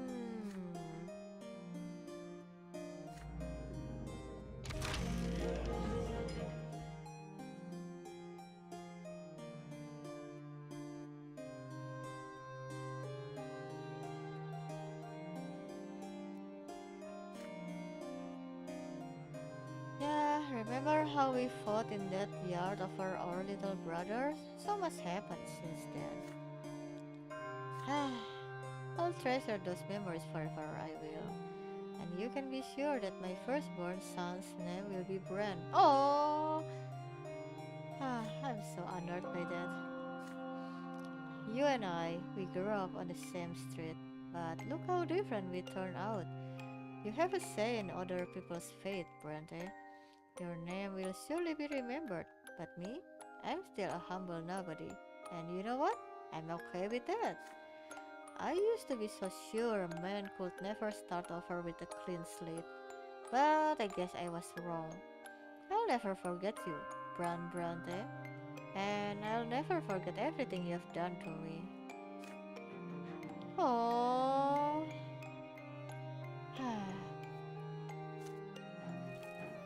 good for you, Thomas.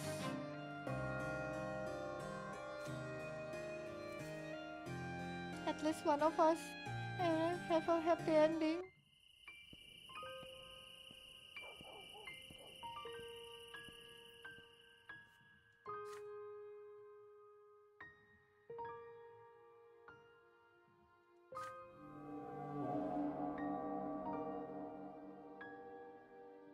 Oh, I, I am afraid to press next.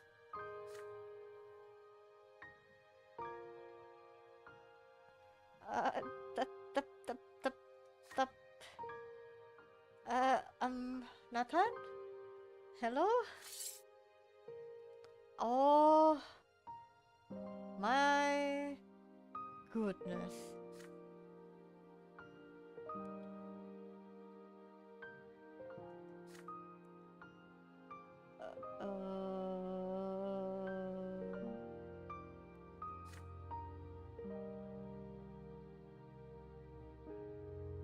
Um,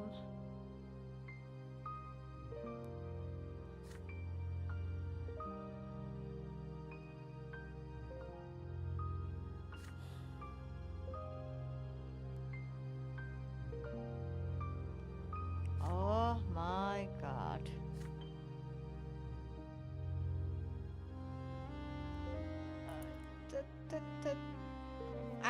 But look at these options.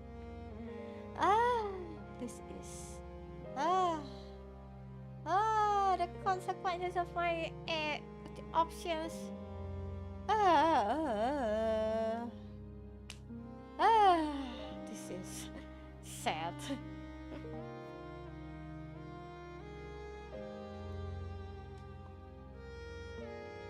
Wait, our relationship with Brande's despair? Or is this a sympathy? And is -1? Okay, that's crazy. Ah, I don't agree with suicide option.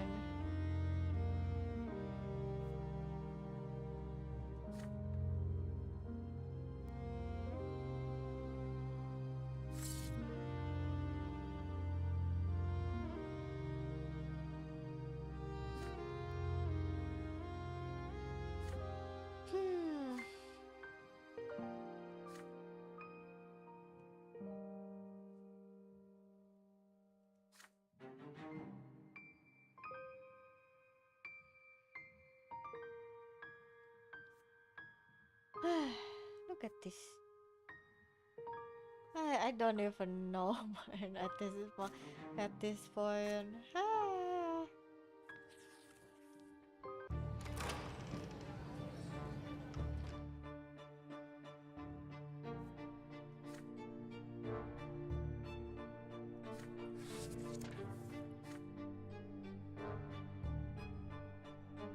Oh, not. Now it's our turn. Oh boy. Ah, one hot night under the tree, or eternity in hell, or something. Ah,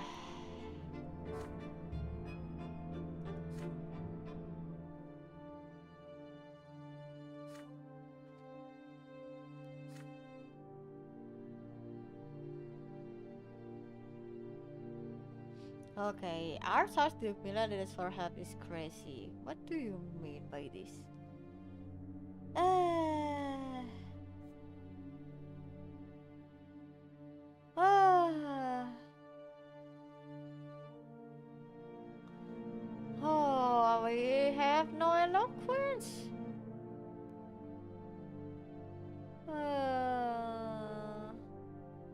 Also, this is crazy. If we tell the truth, our relationship will increase instead. That's crazy. Also, at least we didn't. At least we will not suffer another death by telling the truth, I guess.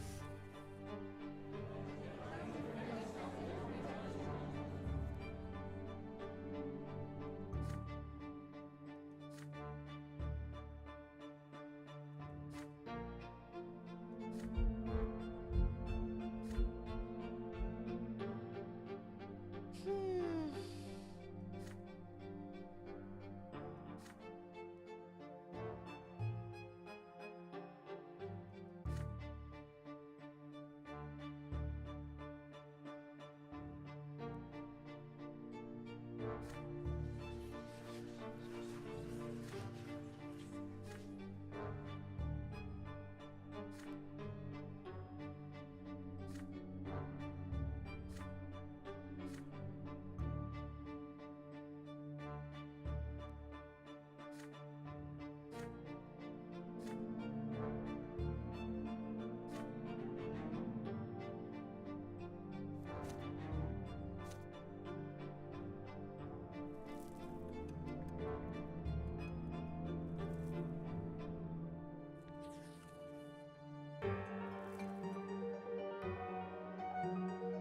Hmm.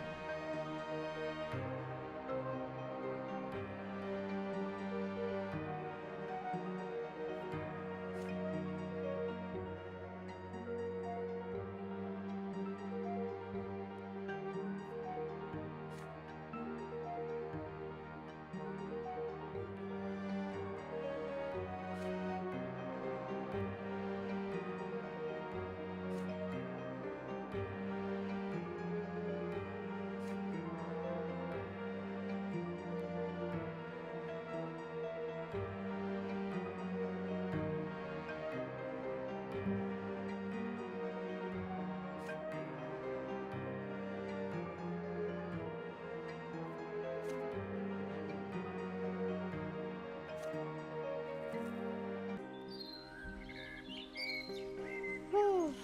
Okay. I think it's still quite long, so I will stop it for now. And the next stream will be the conclusion of chapter 4 and go to, well, chapter 5, the revolt. Ah, man. But yeah, so far we are so cooked already. So. ah, this is sad. Oh well, what can we do? What can we do? Oh well, we will see the end of Brante family next stream, I guess. But for now we are done. Thanks everyone for watching and witness the fumbling life of Sir Brante. I hope you led a faithful and faithful, glorious, and full of peace life eh, compared to Sir Brante. Ah, have a good morning, good afternoon, and good evening wherever you are. Take care. Stay safe. Send love to your family. Don't fall to the temptation under the tree. Okay, it's not worth it. Maybe. I don't know. I think it's not worth it, but who am I to say? Have a good one. See ya.